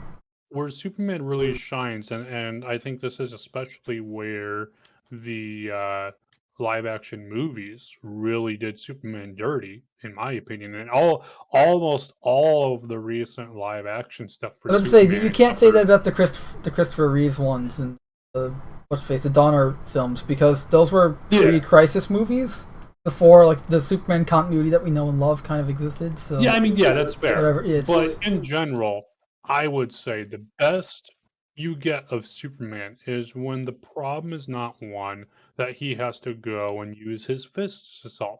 And that's not like, oh well, Superman, we've designed the situation where we're clearly bad guys and we like kidnap someone, but if you go near the person we kidnapped, they're wearing a kryptonite necklace, so you can't get near them. Some stupid. It's like not like that, but where it's like where you have essentially Superman going through and using his intellect and his morals and ethics to get through instead of just punching everything. You can have some punching in there, of course. I'm not to say you can't have action, but the action should not be the mainstay of it. I mean, look at the Justice League movie. It was literally just resurrect Superman so he can punch this guy. Literally, that was it. That was the entire fucking plot of the movie. We need to resurrect Superman so he can hit this guy. After Superman appeared, there was no team. There was nothing except for Superman going bam, bam, bam. Okay, we won.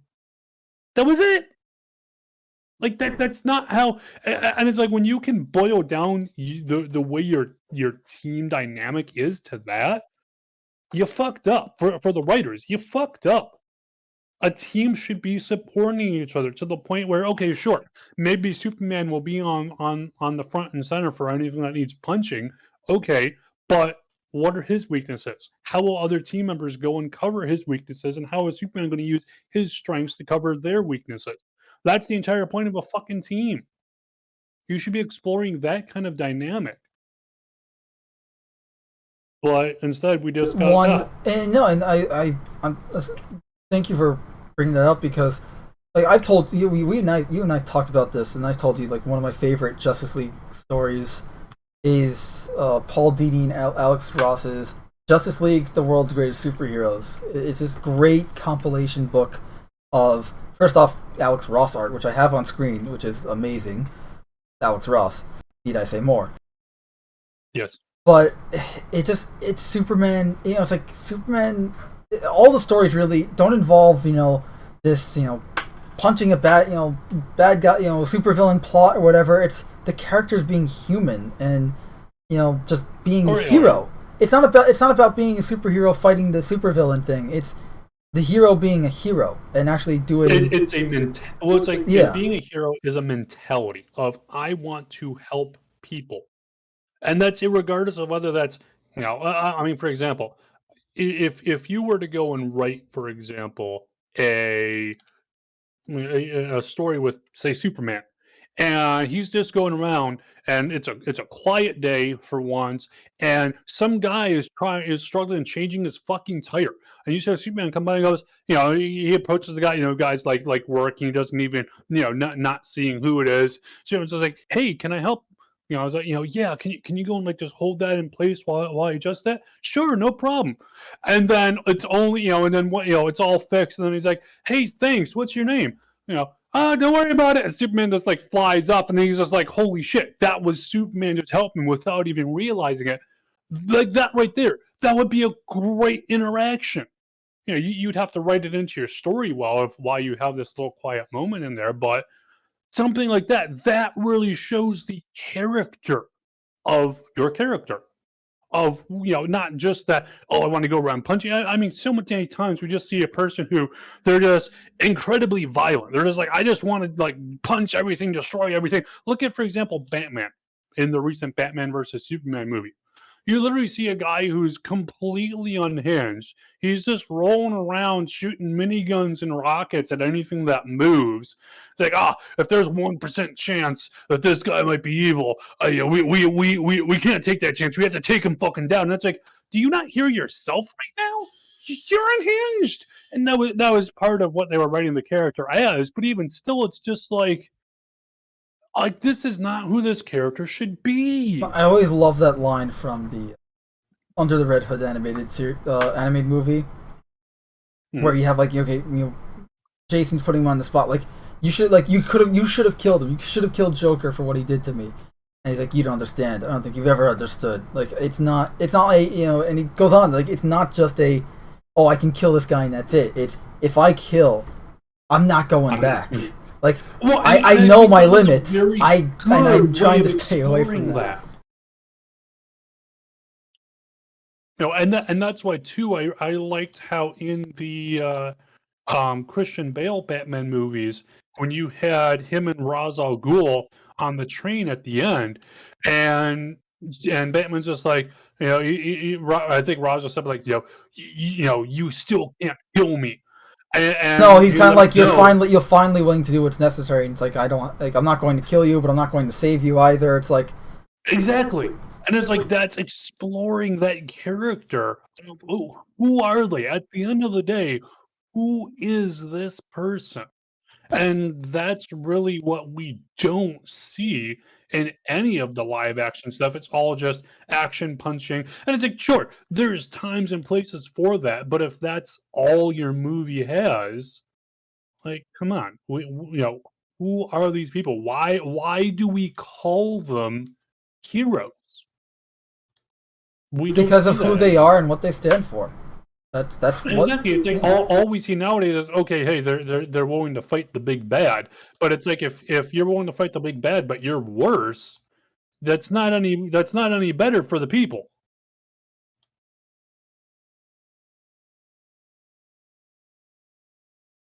And like I really think a lot of Hollywood and the movie directors, it just flies right over their heads. Yeah. Unfortunately, they're more concerned with the spectacle and what's going to get butts in seats versus, actually telling a story. Well, you're not wrong. They need to get more philosophers.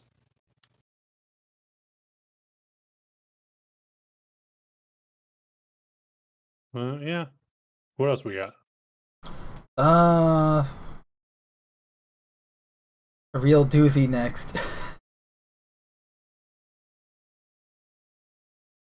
Oh boy. Okay, so it's funny because when you think about, no one would be talking about this film if not for this story. I don't think, anyways, because no one would care. Apparently, Sean Penn is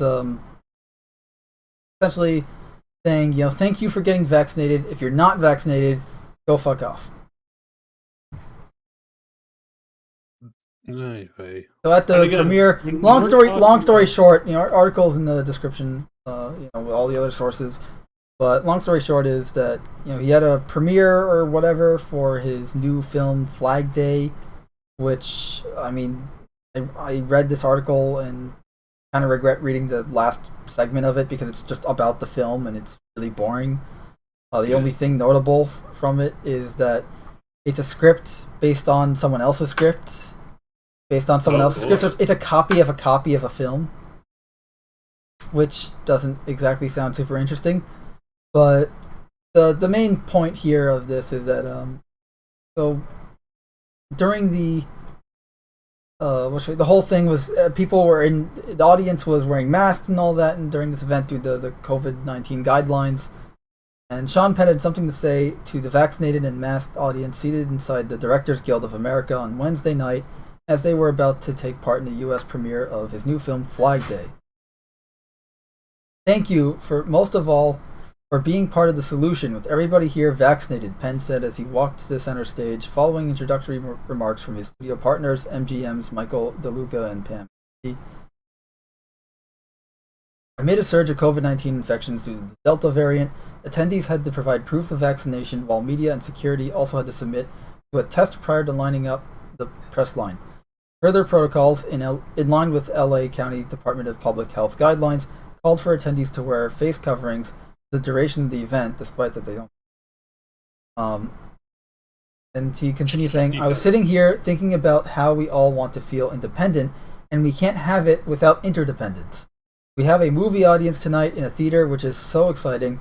I'm so grateful to MGM for giving this a period of time for audiences to see it theatrically before it goes to tiny phones.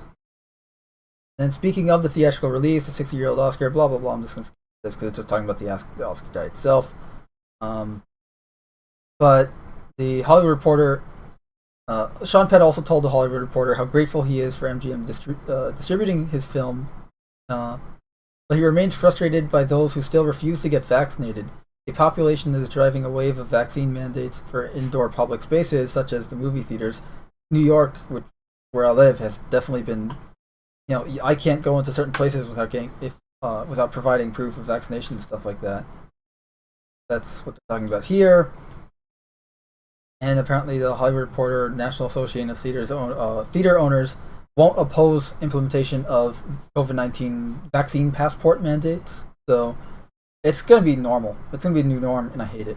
But well, I mean, and what I hate too is that this is a medical decision. No, it's a political decision. It's not everyone the same.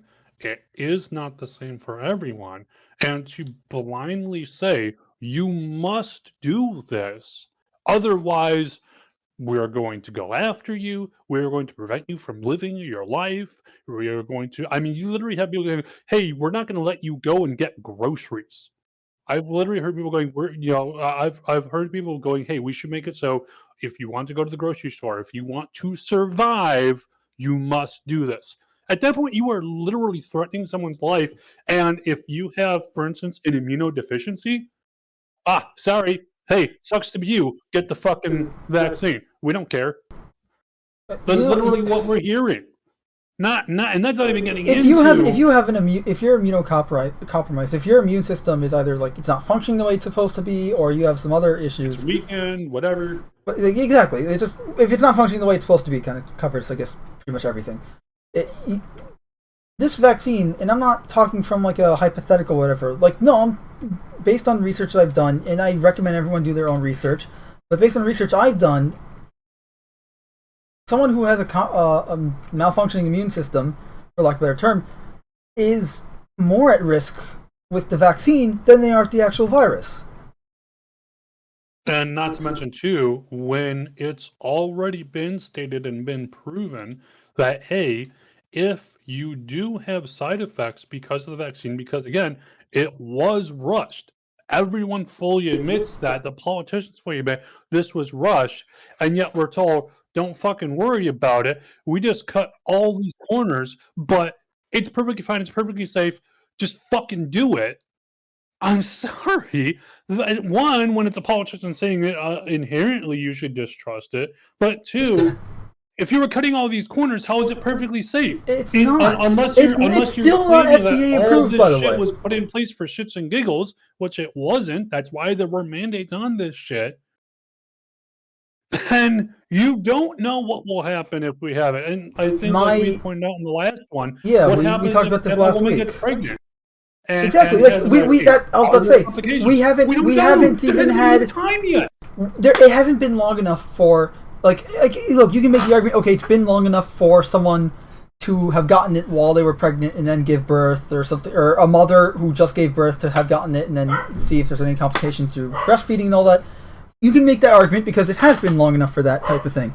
It has not been long enough for a woman in her in her teens or 20s or whatever to get it, then get pregnant, then have full cycle of pregnancy, 3 trimesters and all, and then give birth and have a kid. It has not been that long because that process can take anywhere at least 9 months, and that's it's like that's at least 9 months. The vaccine, at least in the U.S., has only been out for around 7.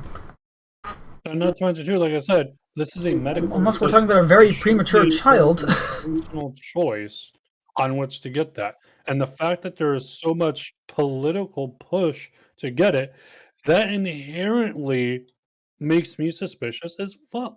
Now, I'm not saying like, oh, there's microchips in the vaccine. No, that's fucking stupid. Yeah, I've heard that theory But too, and it's like, come on. like it's fucking stupid. There's any number of reasons why. No, just no. But at the same point, it's like there should not be this push of, like I said, of, oh, you want to get groceries, you have to get vaccinated. Like, I'm You know what? sorry, You know what you makes are it even literally stupider? threatening people's lives over a medical decision overall, and the entire point of it, the entire point of why should you get the vaccine? It comes down to because otherwise you could potentially harm others. That's the linchpin of all of this, right? Driving a Is car that could potentially otherwise, harm others. well, exactly. There are so many other things that are more dangerous and more deadly than coronavirus, even amongst the unvaccinated.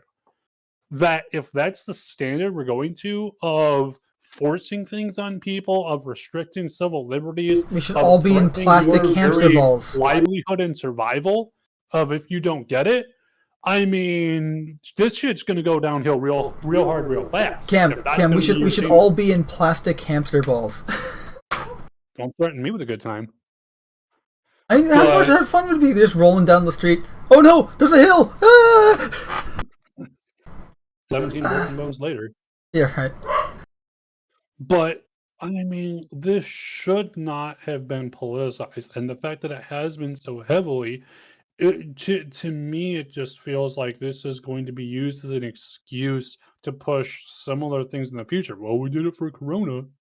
It's like, that's great and all, that doesn't make it fucking right. Like that's, and I will say, for anyone who has ever thought about questions of right or wrong, morality, all that kind of shit, please study philosophy. It's really interesting, and it really does give an insight into some of this shit. We're just saying, hey, the greater good. You don't want to set, what is the greater good, for example? The If greater you good set doesn't necessarily mean the morally right thing. Exactly. I mean, for example, it goes back to, like, for example, the trolley problem. Well, if you have 2 people on this train track and 3 people on this train track, and there's a lever and you know it's going to hit the 3 people if you do nothing, is it morally or ethically right to pull the lever and kill the 2 other people and save the 3 people? Oh, and then we'll change it up with this and whatever. That's essentially what philosophy goes and studies, and honestly, from what I've seen, there really are no right answers to it. Just because with any kind of moral or ethical rule set you make, you can always punch holes in it. There's always going to be some kind of edge case or some kind of runaround or some kind of bullshit that is going to go and get around the end goal being, hey, the idea generally is that we want the most people, as much as possible, to be happy, safe, secure, etc. But if that's just your end goal, again, even defining it like that, there are so many ways you can go. It's like, oh, hey, if 51% of the people think it's morally right and great and will make everything better to enslave 49% of people, then, well, hey, majority rule. Exactly. There's always going to be fucking issues with any kind of rule set you make. But that being said, This is why Star Trek Next Generation is so much fun, because it had that, like, you had all the philosophy, you had it was a mentally challenging that kind of stuff. Maybe mentally challenging is not the word I should use, but it was a mentally stimulating show. Like, whenever you watch an episode, even upon rewatching, it's like, it was always, okay, do you do this or do you do that? And what's the moral implications of doing X versus doing Y? And it's like, and sometimes there are no right answers. Sometimes there really aren't. But that being said, in at least my opinion, we should always be working toward the most choice for people. Because if you don't have choice, what do you fucking have? Mm-hmm. And also in chat we have Victor Wolfong saying "Scriptception," blah, from when I was saying that it was a copy of a film. Do you have the copy? Copy. Tone29 says Penn is probably vaxxed with saline solution. He got the fraud shot. Then he's saying discrimination of the non-vaxxed should never happen. I mean, this is something I was worrying about. Actually, I talked to my because a few months ago, at my shul, they were thinking of doing a separate seating thing for vaccinated versus unvaccinated. And the second I heard this, I literally just called up my rabbi and go like, "Hey, we can't do this. This is setting a precedent for because this is going to set the stage for some really crappy segregation stuff." And I'm thank God he's a understanding guy, and he's a really good leader because he actually listens to his community. He's like, okay, you're right. Like we have to do this better, and so we ended up not doing the whole unvax seating thing. But it's just like that thing it's becoming normal, like to segregate the vaccinated from the not vaccinated. When at the end of the day, who gives a fuck? Well, and the thing of it is, when you look at it, what does it really do? If we actually go and look at it, what is it doing? It's creating an us versus them mentality. It is dividing people, and People are divided enough already. In a lot of cases, the leadership wants. They want people squabbling and fighting, going, "You're not vaccinated. You're not wearing a mask." You've got people doing that because it distracts from all the bullshit they're doing. Right. It's literally it's drama they can hum up to distract you. It's creating an enemy where there was none before. Because like I said, this is a medical that's what these people do best. Individuals. And look at the last 10 years now, where we've had they've been humdrumming about systemic racism is plaguing our country and all that. When look, racism's always, let's be honest here, racism's always going to exist. Anti-Semitism always going to exist. You're never going to get rid of it fully, permanently.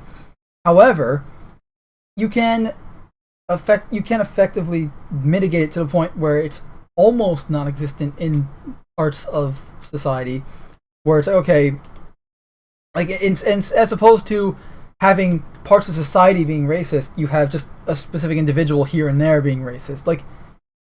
And that's, I'd imagine, the goal. Obviously, you want to make everyone equal and all that. The idea is to but what they would drum it up like, "Oh no, this possible. We have racism now, and so things are as bad as as during the civil rights movement and all that." It's like when it's not. You're making it worse than it needs to be because you guys they're creating problems.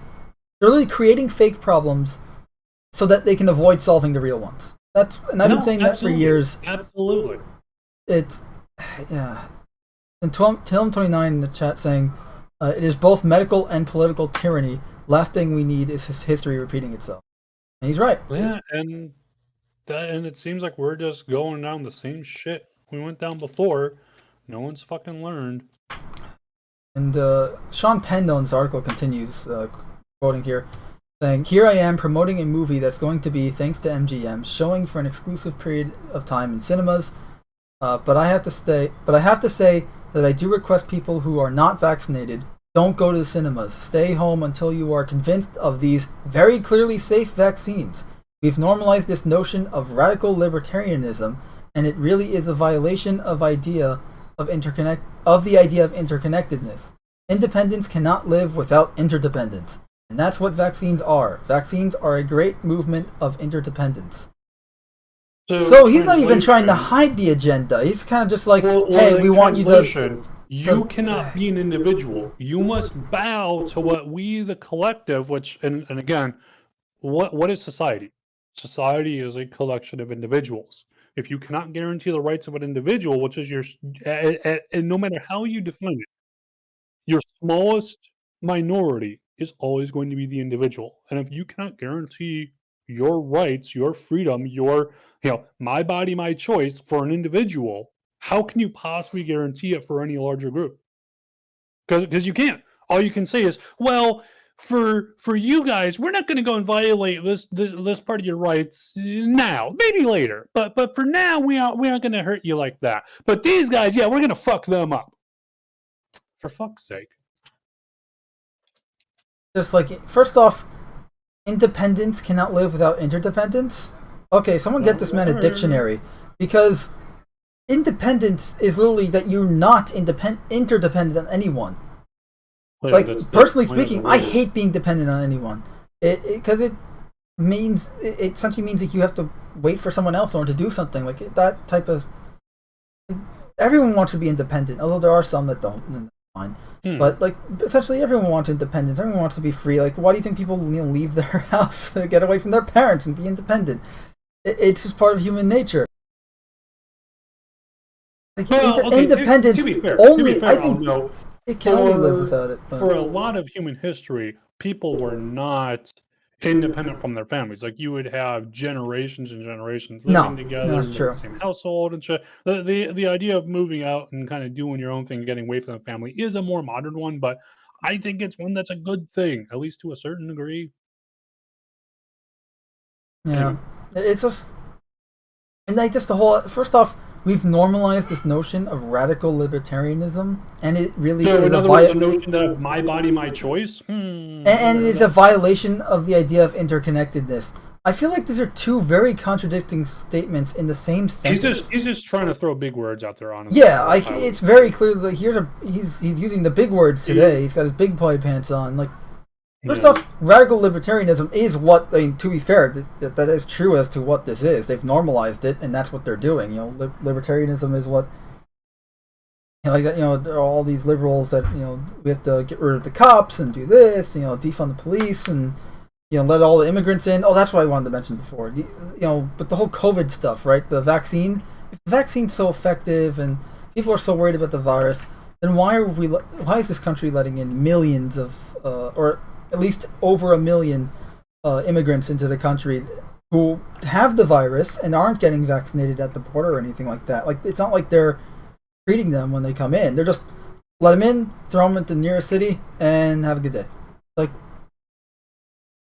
it makes no sense. It's like, why should we get the vaccine if they're so eager to promote it, yet then they do this? Well, and then also too, at the same point too, we're hearing from other sources, again politically, that the vaccine doesn't prevent you from getting it, doesn't prevent you from spreading it. Well, okay, but in that case, why would we bother getting the vaccine if it doesn't do anything? Why should we get it? I mean, look, at the end of the day, this should be a personal variant. The vaccine won't stop it. Well, okay, but then why would I get the vaccine? If it doesn't stop it, if it doesn't help it, why should we bother getting it? First off, this is a personal choice. If you want to get the vaccine, get the vaccine. If you don't want to get the vaccine, don't get the vaccine. That's up to you. Only you can decide. Only you can prevent forest fires. You are your own arbiter. The fact that we continually have politicians and other people who get whatever soapbox they have saying, I know what's best for you, you dumb fuck. Do what I say because I'm rich, I'm famous, and I'm on the TV right now. No, go fuck yourself. You are the only one who can tell you how to best live your life. As long as you aren't hurting other people, knock yourself fucking out. Or don't knock yourself out. Whatever you want to do. Honestly, also consult with your physician. Like, hey, like, absolutely. Based on my medical whatever, like, is it okay? Like, and like, put them on the spot, kind of like, I don't want you, like, don't advertise. Like, I want you to know, like, what based on what you know of my health because you are my doctor. Bullshit. Yeah, like, no bullshit. What should I get this vaccine or not based on my own health? Because this vaccine is, it's very experimental. It doesn't work the same way that a traditional vaccine does at all. And it's vaccine in name only and in purpose a little bit, but not in how it functions. And we went on it last week. Watch that episode if you want to hear us rant about the vaccine. But here, the whole radical libertarianism, this is pretty much what we're dealing with a lot today. Yet he then says it's a violation of the idea of interconnectedness. What the fuck is interconnectedness? The idea that it's a violation. It is a violation. But I don't know what he means by it's a violation of interconnectedness. But radical libertarianism, or just really anything radical, is a violation. I think what he means is that your life is not your own. Your life is ruled, controlled, and in service. Become part of the hive. Which is whatever the talking heads on the TV and the politicians tell you to do. Which, it's like, no, go fuck yourself. My life is my own, and you can get fucked. And honestly, everyone's true faith should be to generally speaking, to your family and yourself before others. Now if you want to choose to go and put other people before you, even in cases where that is true, sure, go ahead, but that should be an individual choice. And again, like I said, when we're being told, oh, you have to get the vaccine, it's your civic duty or whatever bullshit they're saying to get it. Well, okay, but if it doesn't prevent me from getting getting COVID or transmitting COVID to other people, what's the point? There's just so much contradictory information out there, so much bullshit being peddled, and very little truth coming out. I honestly think it's going to be probably 10, 15 years before we'll really be getting down to actual numbers on how many people actually got infected and died from it and shit. And we still don't know the actual numbers. So how many? Yeah. What do you know of the vaccine, like number wise? Like all you see are commercials advertising it, and completely lacking any like mention of side effects and stuff like that. And no report, like you don't hear about reports of negative side effects to the vaccine, only just how many people are vaccinated. That's it. And if you're making this a mandate for things, you gotta be pretty damn fucking specific and show the fucking details. Otherwise, you're too, it's like, putting more for people at example, risk. you're like, hey, I'm going to require, for example, hi, I'm employer so-and-so. I'm going to require all of my employees to go and get the virus. Netflix and Disney are both doing that already. To get the vaccine. It's like, sure, okay. However, I want you, the company, to go and sign this paper that says if there are any side effects in any way, shape, or form that are linked to the vaccine, you must then cover any and all treatments of my choice for those side effects because you are mandating that I get this. I guarantee you, absolutely guarantee you, almost any employer out there might be a few, but almost any employer out there is going to go, fuck no, we ain't signing that because we don't know. We don't want to be liable for this shit. Well, then why are you making me fucking get it? If it's so safe and so secure, you should be happy to sign this paper because there's no side effects. Nothing could go wrong. Right? Right? Does the initials FEV ring any bells? Look. Just because some people turn stupid green and just follow any orders we give them shouldn't mean anything. Victor will find seriously though, if your employer is trying to make you get it, make them sign a fucking paper. Treat it like a marriage this way, if you go, or a divorce this way, you can get half of everything. Victor Wolfung says, I mean, seriously though, it's what? Like if anyone wants you, if anyone wants you to get it, and they're trying to force you to do so, sure, I'll get it for you. You just have to sign this paper that says you'll cover if there's any kind of side effects whatsoever. Right, because that's the thing. You can't hold the vaccine makers liable. Well, exactly. And the hospitals have lawyers to take care of that. Accountable. But you can hold the person that made you get it for a job accountable. Victor Wolfung says, red versus blue, black versus white, man versus machine, vax versus unvax, and etc. Us versus them is a fundamental aspect of humanity. Yes, we may mitigate society, but it will be prevalent to the human experience. It's our nature as a pack animal we never like packs outside of us. Yeah, but this is a different, like, I like the philosophy, but at the same time, I agree. No, he's right. It is. No, I'm saying it's human nature, and he's right. I'm just saying that in this context, this is completely unnecessary, though. Oh, it's manufactured, but exactly. Like, this isn't a case of, like, you have like a country that's oppressing its people and rounding others in concentration camps, and then a country of Actually, I was going with China, but Germany too. But it's like, exactly, we're not talking about like a World War II or, let's be honest, eventual war with China sometime in the future. We're talking about, in the same country, morons that are pushing this vaccine, pushing vaccines, yet then contradicting themselves with how they act, with what they're doing, with the whole like border thing. Not to get too political, but just like you have, and that's the problem too. Is that, we don't want to get political and all this stuff at all because we shouldn't be. But the problem is, there's almost no way around it at this point. Like it's everywhere. Yeah. You can't do anything now because everything's being made political. Freaking medical stuff is being made political now. You can't go to the doctor without. Like it's almost like a, it's getting whole like going to work or going to a bar and getting checked for vaccinations. Almost like a it might as well be like what party are you, whatever. It's like who gives a shit? But at the same time, they make it whatever they want because they want to have control and they want to be able to control the populace through fear because it honestly, evidently seems to work. Exactly. Film 29 says he wants them to trust the tyrannical nanny state.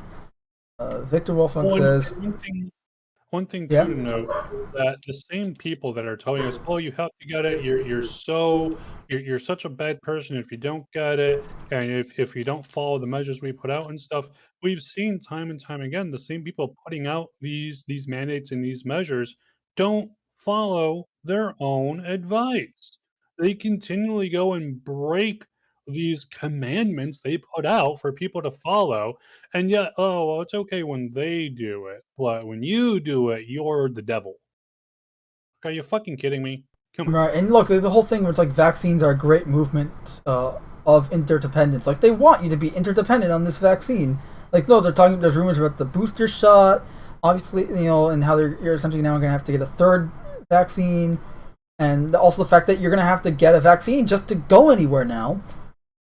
Like they're making so you have to be independent on them. People are okay with controlling other people's movements based on a medical choice, which should be an individual choice. When you say movements, fear. Well, I mean, to the point where you have people going, "Oh yeah, we shouldn't let people out of their house unless they have."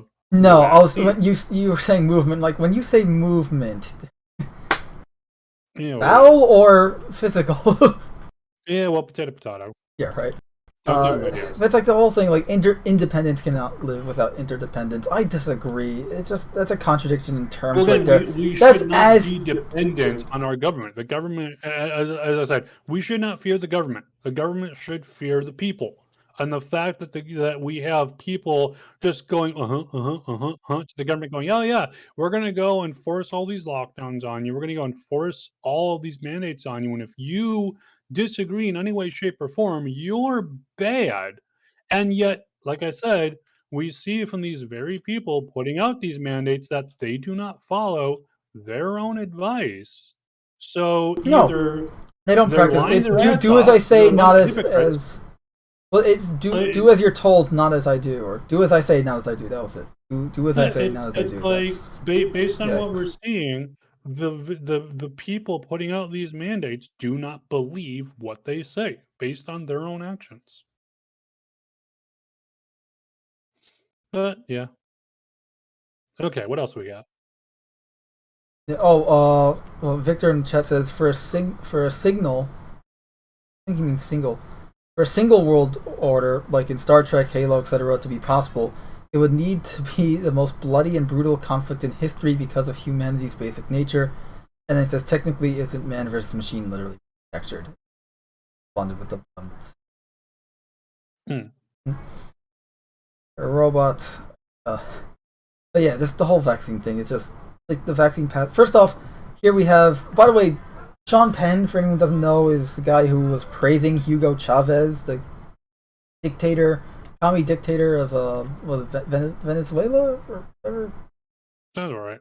What I could be wrong. Whatever. It was Hugo Chavez. He was like promoting this guy, like he's praising him, even though he was a garbage of a human being. From killing like, he's a garbage of a human being, and he's promoting him because these rich elitist morons don't really.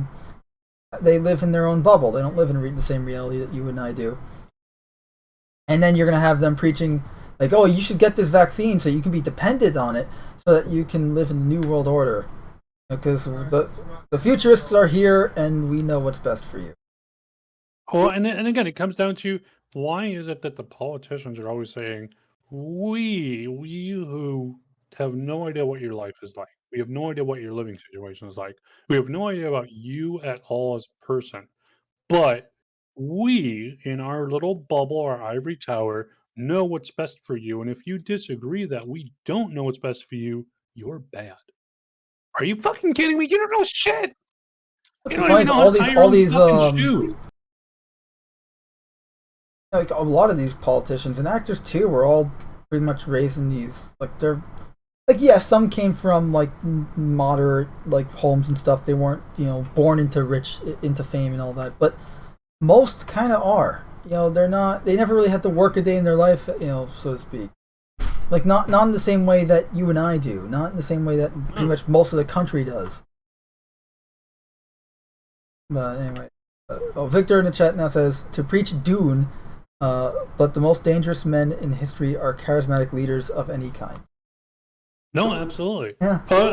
I remember seeing. Not to jump too far off here, but I remember seeing a post about the whole gun control debate, and someone's promoting, oh, hey, we need to do a government buyback, and it's like, and the person was like, well, I've done a background check on the buyer, and due to a record history of instability and murder, I've determined they're not a good buyer. I'm like, governments kill far more people than individuals, by far. But don't worry, we're different. For now, maybe. Remember, guns don't kill people. People kill people. Guns are just a tool to execute those. And that's why only the government should have the best killing tools, because the government would never, ever, ever go against you, right? Right? 1950s, ring a bell. Or if you so much said the wrong word, you were granted a commie. God knows what happened. Anyway. Cold War era of mistrust coming back. Well, yeah, a lot of politicians look back and they go, man, those were the days, huh?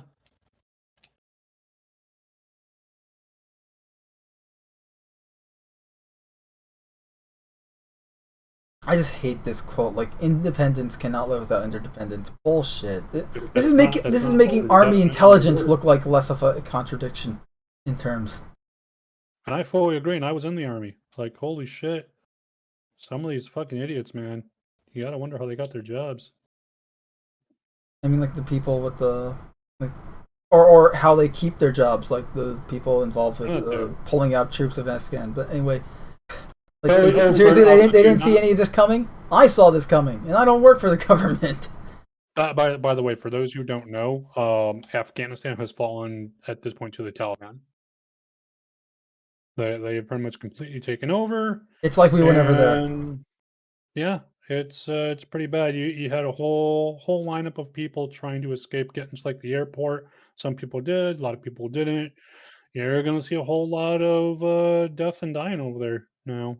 Because we the U.S. have completely pulled out, and yep, Victor, really. So, by the way, like I know I've read a lot of reports on it, and a lot of people are responding like, "Oh, well, we didn't need to be there, or we shouldn't have been there in the first place." Blah blah. Blah.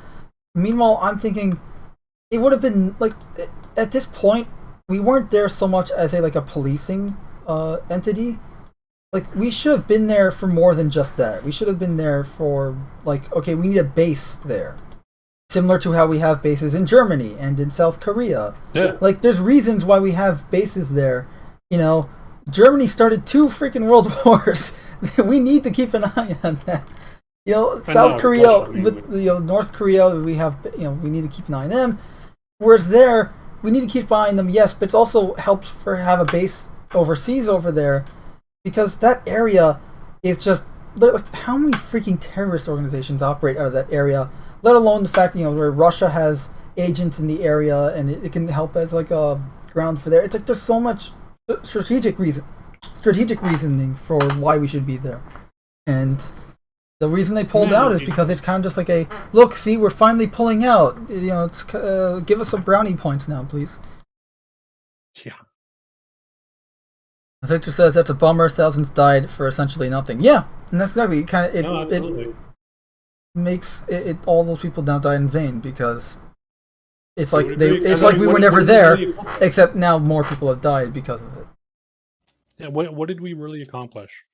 Nothing. Not much. I mean, we got Osama bin Laden. That's about it. The only thing that was accomplished was the president and his, or I should say, the government and their puppet president got their good PR for pulling out or whatever from whoever the hell they're trying to appease by doing it. Yeah. Yeah, we didn't even get oil. So Victor, we didn't even get oil. I do laugh at the people who go, "Oh, we were just there for the oil." So we spent trillions of dollars on a war to get a couple $1 million worth of oil. Like, politicians are bad at math. I fully agree, but I don't think they're quite that bad. I still think we should invest in hydrogen fuel cells and nuclear energy. No, absolutely. Like, let me put it this way: nuclear power plants, what, like 5 buildings? Solar wind farm and solar panels and wind turbines, like a wind farm. How much land does that take up compared to just one nuclear power plant? And how much power, to generate the same amount of power as a nuclear power plant? How much land would that take up compared to a nuclear power plant? At that point, you're going exponentially larger. Yeah, exactly. Like, that's my point. It's like not to mention the fact that wind turbines are susceptible to weather, which makes them kind of useless already. And along with solar, which means solar panels only work in space, at least effectively. Just because you have to. Earth, of course, but sun's not always out, is it? Sun's not always out, but it's not even just that. It's just the sunlight they're collecting through the atmosphere it's almost like drinking watered down booze. You're not getting the full effect.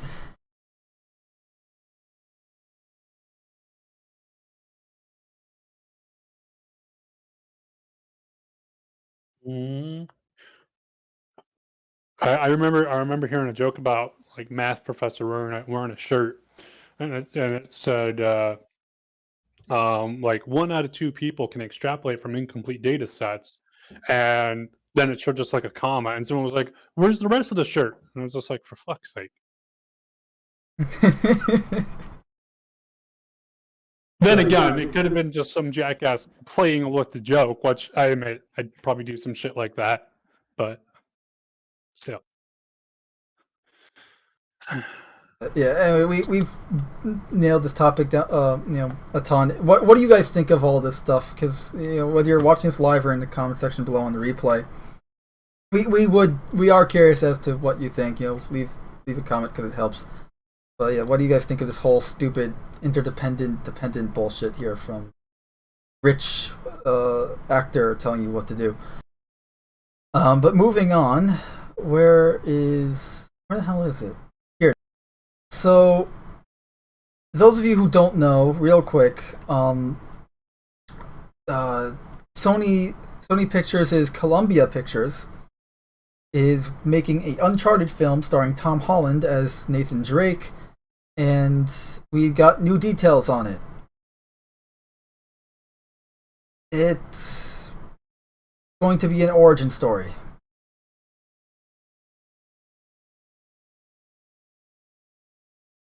Because origin stories go so well, and video game movies go so well too. So it's going to be doubly bad.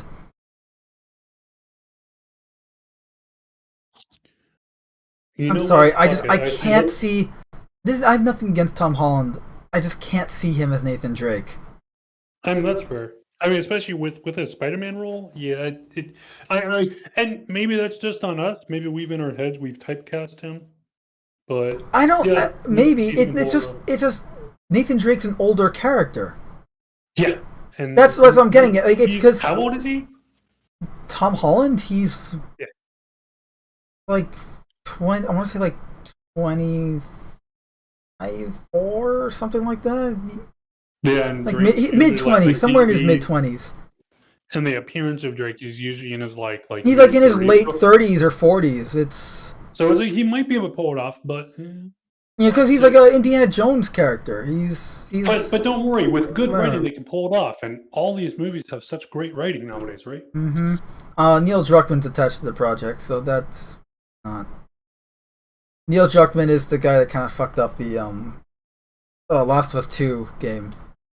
Now, I'm not a huge Last of Us 2 or even Uncharted fan, but I know what Uncharted is. You know, it's pretty much like Indiana Jones, but in modern day, with a more of a dick character as your Indiana Jones. You know,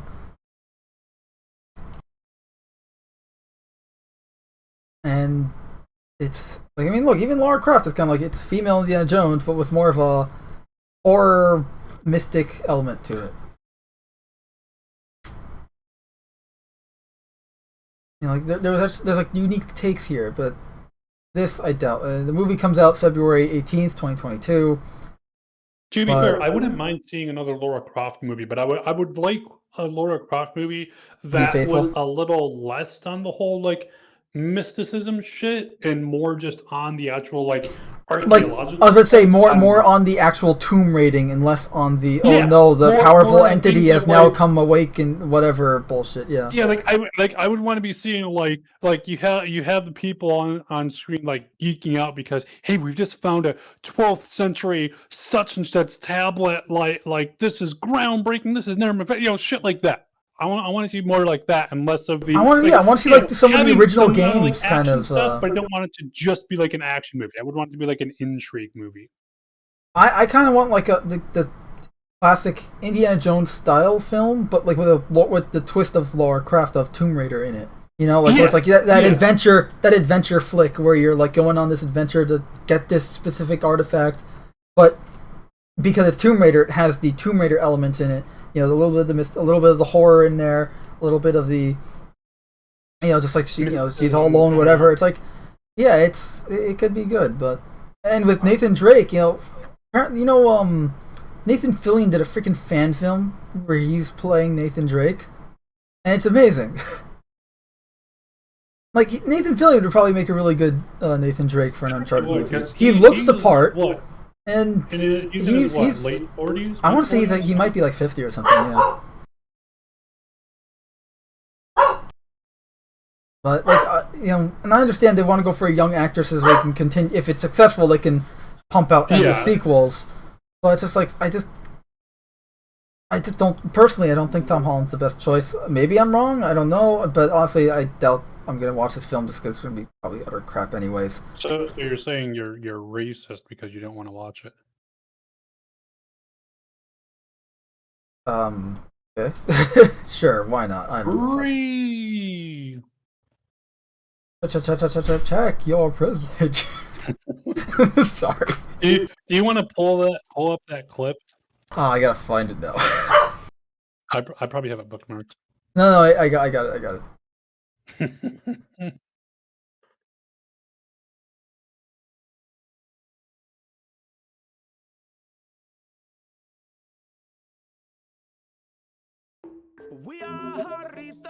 This is an ad.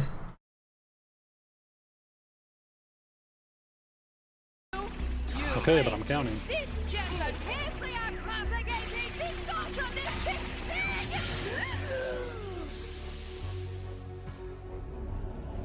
The funny thing is, in any other circumstance, you might have had a point there. Except my boss is a woman, I was a chick in the 40s, I hate everyone equally, and there's no one alive who could comprehend my sexual preference. So in other words, Miss Fadwinkle, check your privilege.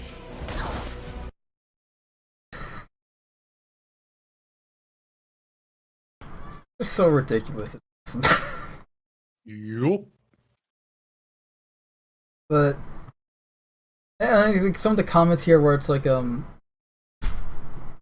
like someone points out like Nathan Fillion's in his 50s and like he's a little old for it, but then it's like but then again Harrison Ford's coming back to do acting even though he keeps saying he doesn't want to. Or Indiana Jones. Yeah, poor Indy there keeps getting dragged.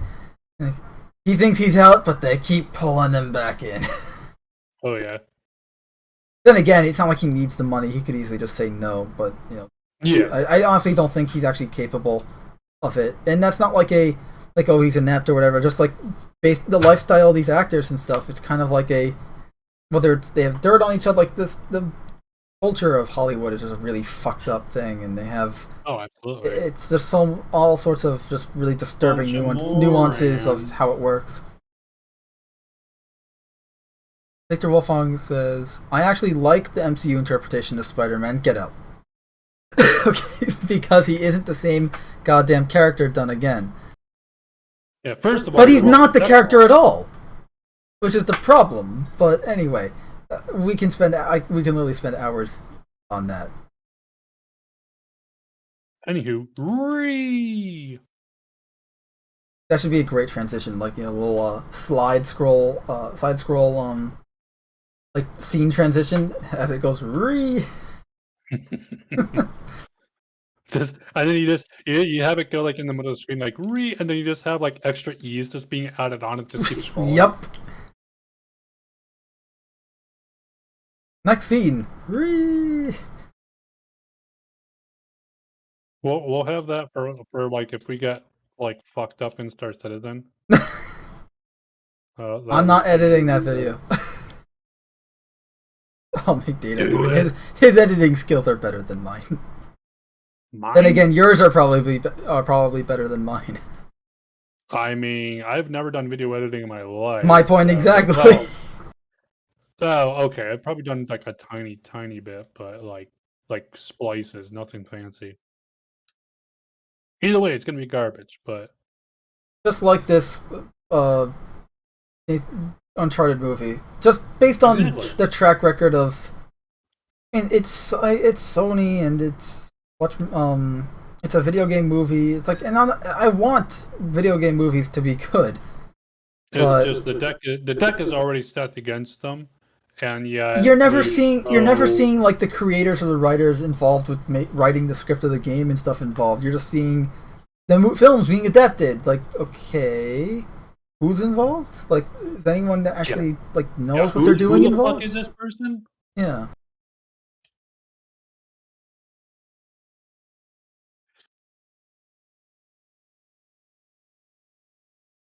And I think that's especially sad too with a lot of this stuff, to where it's like, and it's like, look, if you want to do like, you know, oh, we want to do. I mean, for example, if you wanted to do with the Avatar stuff, The Last Airbender, if you want to be like, hey, we want to tell stories in the Avatar universe, cool. That'd be really, honestly, that would be really cool to see, to flesh out some of these characters we've heard of before, some of these other time frames. You could do so much with that.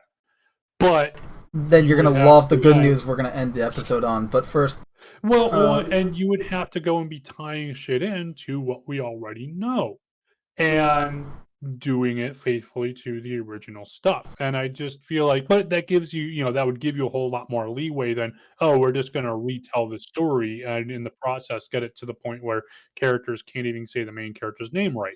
Which, I mean, fucking come on. I'm so glad I didn't watch that movie. That was terrible. I watched it. It was terrible. I'm sorry.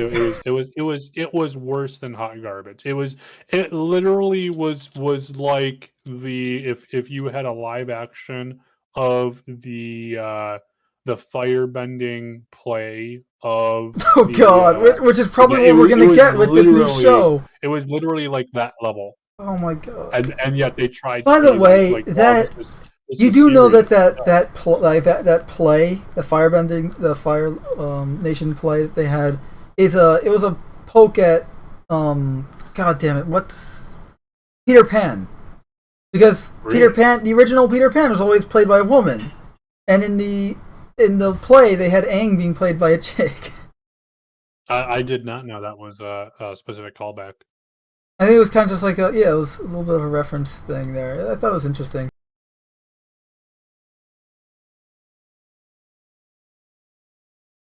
Yeah, just like I said, you have so many great stories out there of all kinds, and just it seems like so few people are willing to actually put the work in to write a good story anymore. And that's not to say, I mean, obviously in the past there were bad stories, there was shit out there, there was hot. Right, it's not like the past was full of goodness. No, there was shit then too. No, But there was a lot of stuff that stood out from the shit, like that was really good. And I'm not just talking like it stood out from the shit because it was decent. Like it was good. Yeah. Like we're still rewatching it today. Good. Like, for instance, the Batman Superman animated series stuff. Right.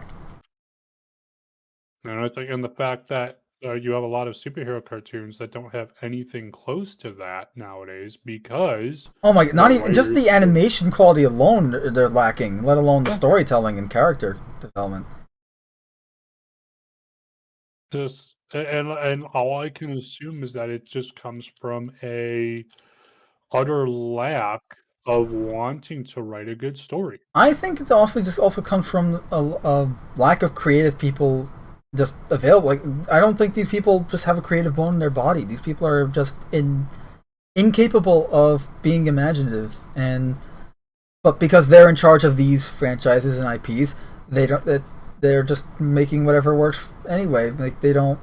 Yeah. It doesn't matter. Like they're not creative. They're the ones that in charge of this IP, so they're making the thingy. But whatever cartoon, movie, whatever it is, but they don't have any creativity. So we end up with pretty bland and forgettable products.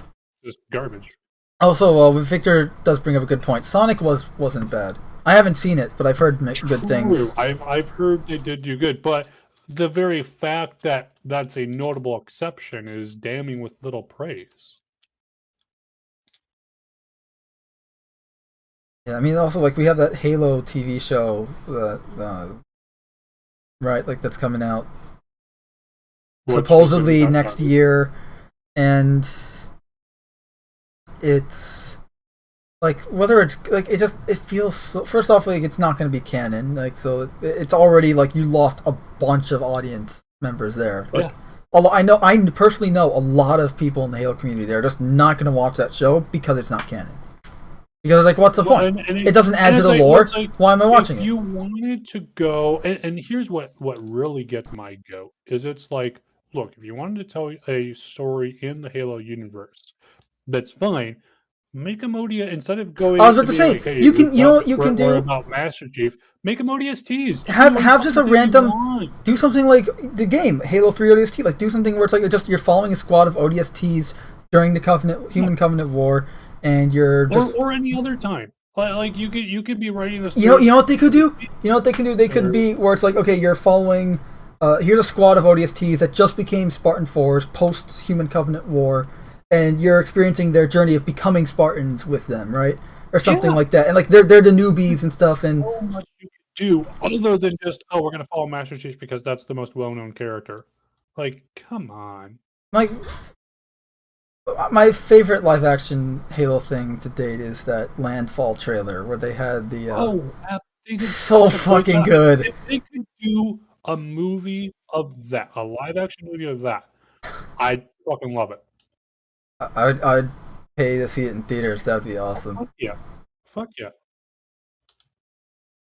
It's like that's the level of and like I said, that right there, it's a unique story. It's being told from unique characters, so you can do whatever you want. If you want to have a fucking romance subplot in there, then okay, fine, write it well, but fuck it, go ahead, do That's it. another thing too. Is if you're doing ODSTs, you can have a romance. Like okay, maybe like you have two. Like say you have the ODST, right? The show follows a squad of ODSTs, 5 ODSTs, right? You got the leader. You got so you got your gunnery sergeant, you got your your corporal and all that. And you can have say 1 and 2 of the characters are in a relationship or whatever. Like you can have that interpersonal drama there and all that because the characters are humans. Whereas at least with Spartan 2s, you can't really do that because they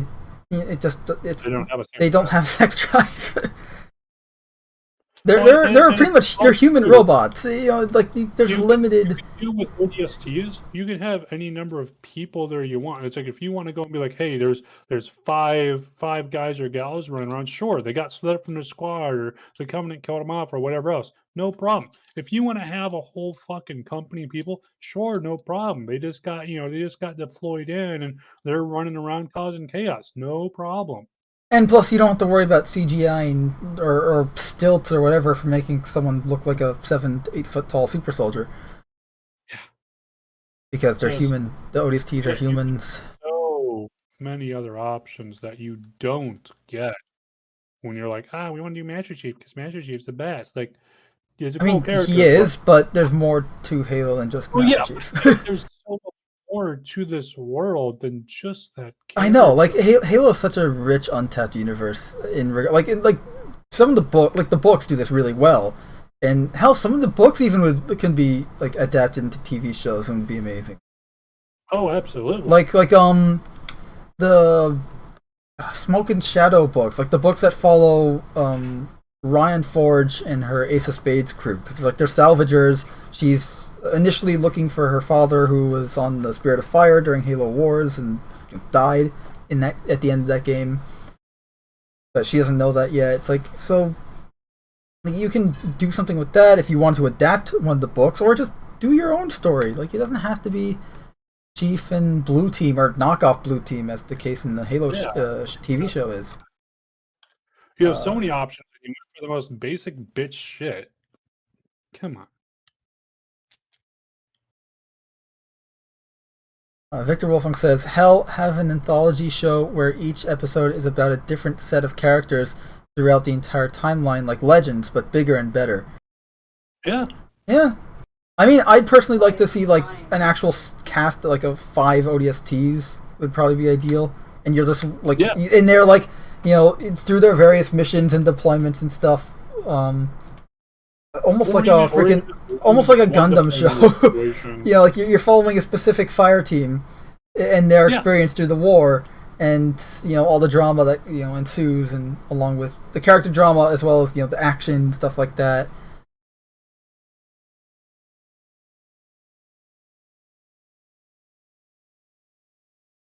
Like hell, if you really want to have like a Spartan show up at one point, like you can have like an episode where like they're pinned down, then a Spartan comes to rescue them, and then that's it. Like this way you get it, because then you get the show that classic. One fucking ship comes up and they're like, "What the fuck, man? That's not reinforcements." It's like you got reinforcements. It's just one Spartan and takes on like a Wraith, takes over the Wraith, and then just destroys the Covenant with the Wraith.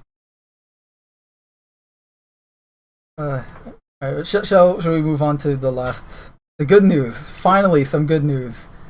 Yeah, right. No, it's good news. These days, it is a Avatar: The Last Airbender tabletop RPG. Oh, jeez. No, it's actually really cool. I want to be the Avatar. No, I want to be the Avatar. No, fuck. No, you don't play as the title characters. You just get it's essentially like you're in the universe post the first show or before the first show. Like what I was already talking about. In the universe of. They give the different eras here. Like, so you have the Kyoshi era, right? Like when Avatar Kyoshi was around. Mm-hmm. And like obviously the different eras have very different worlds and like stuff like that. You could play during Roku's era, before the war started. You can play during the war. You can play post Last Airbender series, or you can play during the Legend of Korra era. It's like really cool. Like this is clearly a well thought out, really fun looking tabletop RPG, and when it comes out, I'm definitely going to try and pick it up because it looks awesome. Even has a map of the world.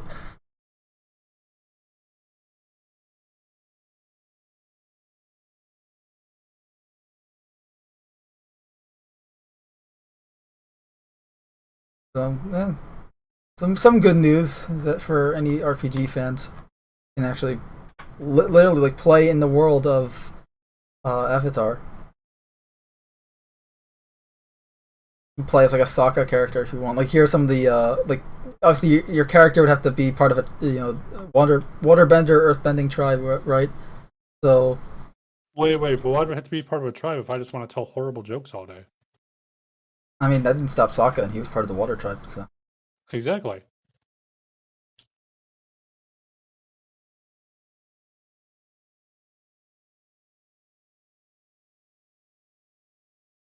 Victor Wolfgang says, side tangent, if they didn't have those horrific surgical scars, if Blue Team retired and got civilian jobs, they would likely be killing it in the supermodel business. I mean, hey, maybe scars are sexy now.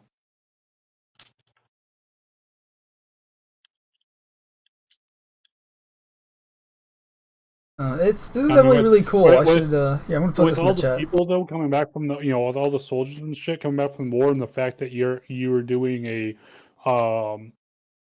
literally your entire race of people are threatened. Your entire civilization is threatened, like because so many people would have fought, even if you didn't agree with the UEE, or not UNSC. Sorry, if you didn't agree with the UNSC, even like independents and shit were still fighting against the Covenant because the Covenant didn't care who the fuck you were; they'd still kill you just because you're human. So with that many people fighting, hey, maybe scars are sexy.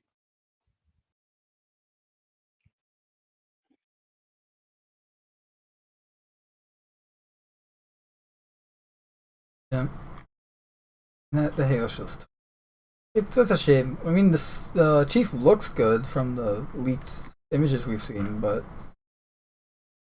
Well, there's costume design, and then there's if they actually do a character right, which right, exactly. Like looks good doesn't mean it is good. Something. I blame Canada. Who else isn't here to defend them? Exactly. How dare he?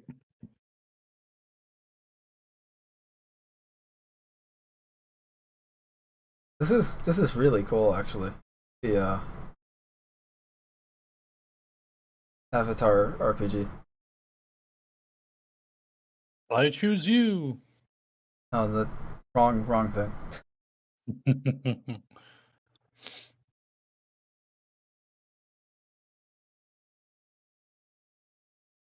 Neat. So it's currently on Kickstarter, and if you want to back it, I put the link in the chat. Their pledge a $50,000 goal, and they're at 5 million, going on 6 million. Damn. Yeah. So also too. So we're seeing the what was the original goal? 500,000. What was the original Kickstarter goal for them? Yeah. So their original goal was 50,000. They've already made 5 million. So that alone would tell you too that hey, the following for the Avatar series has money and is willing to spend it on good shit. This should be telling the fucking movie directors something. Not that they would listen.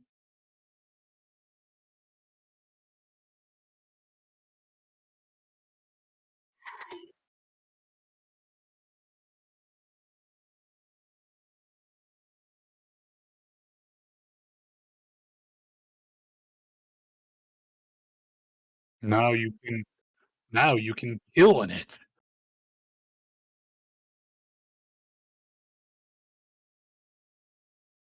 And hear the lamentations of their women? And hear the lamentations of their women? For those who don't know, that's a Conan reference. The boulder is no longer conflicted.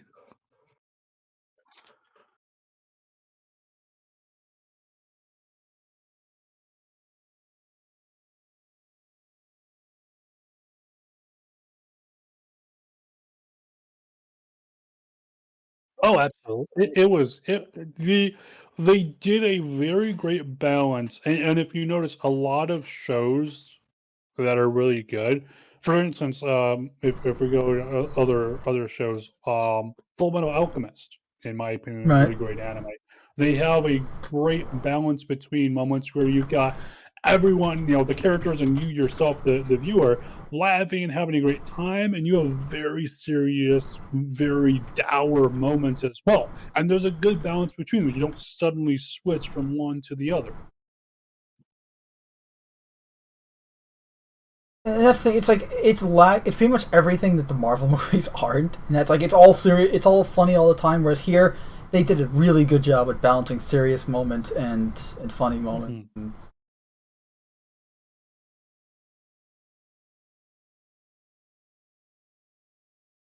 The boulder is conflicted about hitting a little girl.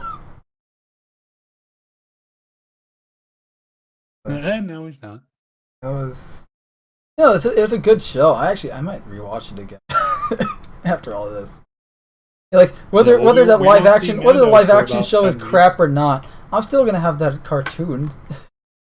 Until they remove it from everything. Oh, that doesn't stop DVDs. Uh-huh. In my ancient DVD player, I shall and practice the art of Laserdisc. Oh no. The story. Alright, we got anything else? Not unless you want No, to no, talk. Overwatch. I don't remember. Did we talk about this last week? The John Kent Superman does away with the American way catchphrase. No, but I'm not surprised. Pretty much. I mean, not to spend too long on it, but essentially, like, it's Superman is slowly becoming less and less American.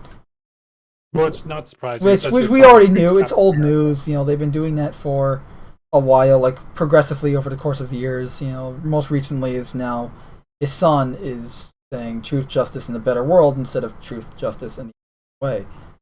Well, because America is bad. By the way, Dean Cain, like in response to this, to the article, or to the news of the comic book having that, he's like, I love Dean Cain. The dude played Superman. He's part Japanese, and he loves America. And he's like, he goes, today I couldn't say truth, justice, as Superman. Like if I was still playing the character, and like the dude's saying the same shit we are. Like how like we're sick of all this woke crap and everything. Of this cult mentality that all these people have that are trying to do away with quality entertainment and escapism. It's pretty disgusting. Hmm? There are some good people. Like Dean Cain's proven to be more Superman than just the role he played. Exactly, Victor. They've been phasing it out for years. I think it started well back in like 2006.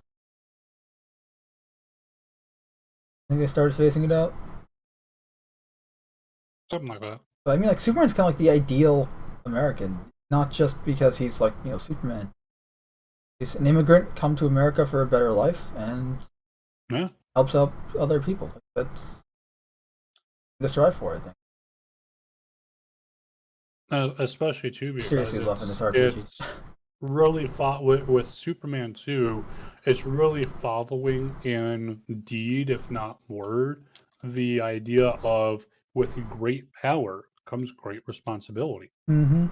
And this idea that I mean, when you think about it, Superman is pretty much, when you get down to it, he's pretty much all powerful.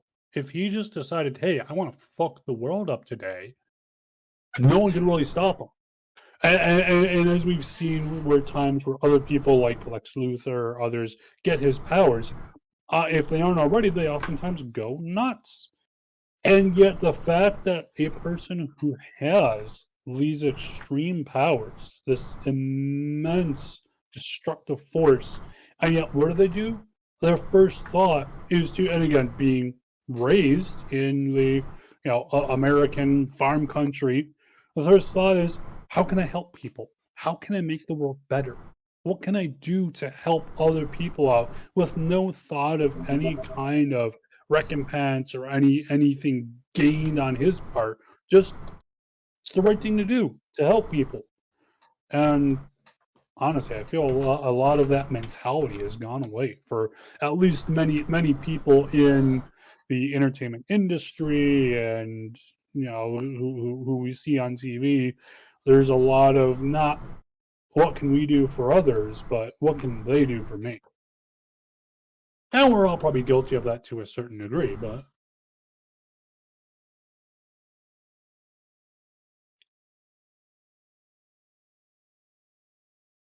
I mean, how much better would the world be if everyone just was like, hey, I'm going to try to do just one, go out of my way to do one good deed today, something that doesn't benefit me in any way, something that's purely altruistic, I'm gonna do one thing today like that.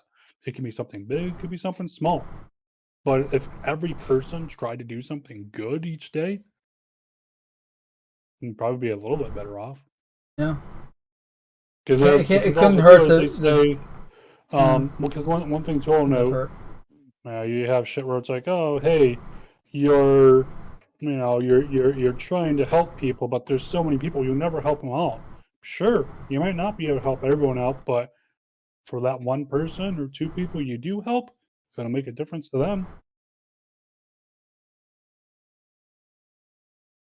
Mm-hmm.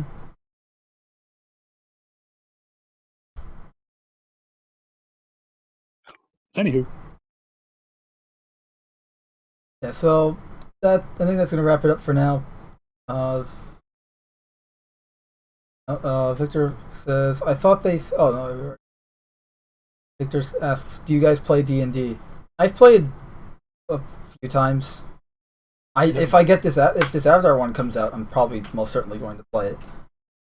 I want to get into it at some point. I have not really found a group and schedule that works for me, unfortunately. Yeah, that's the most difficult part of it, is kind of just schedule. So it's definitely something you have to plan out. Mm-hmm.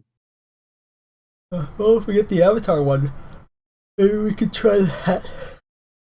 Oh, yeah, they'll do that? I said if we get when the Avatar one comes out, maybe we can try that. Yeah.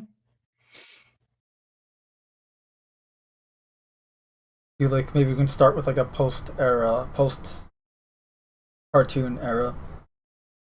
So you can have like a firebender working with like an earthbender and all that, and a bunch of shenanigans. Can we include blackjack and hookers? Sorry, I just thought with Bender. That's what they say. I'm gonna make my own theme park. Blackjack and hookers. Forget the park.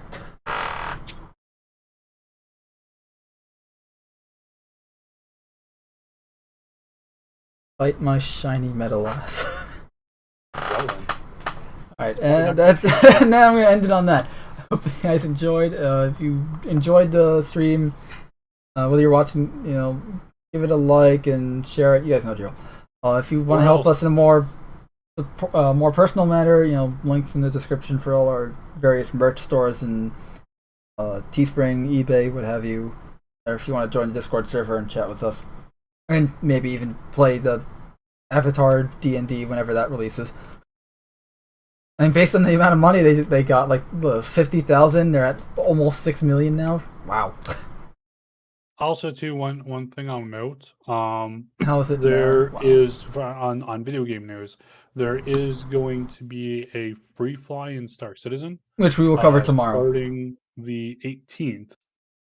So next week, Wednesday, I believe. So yes, next Wednesday. If you don't buy it, now's a chance to check it out completely for free. So.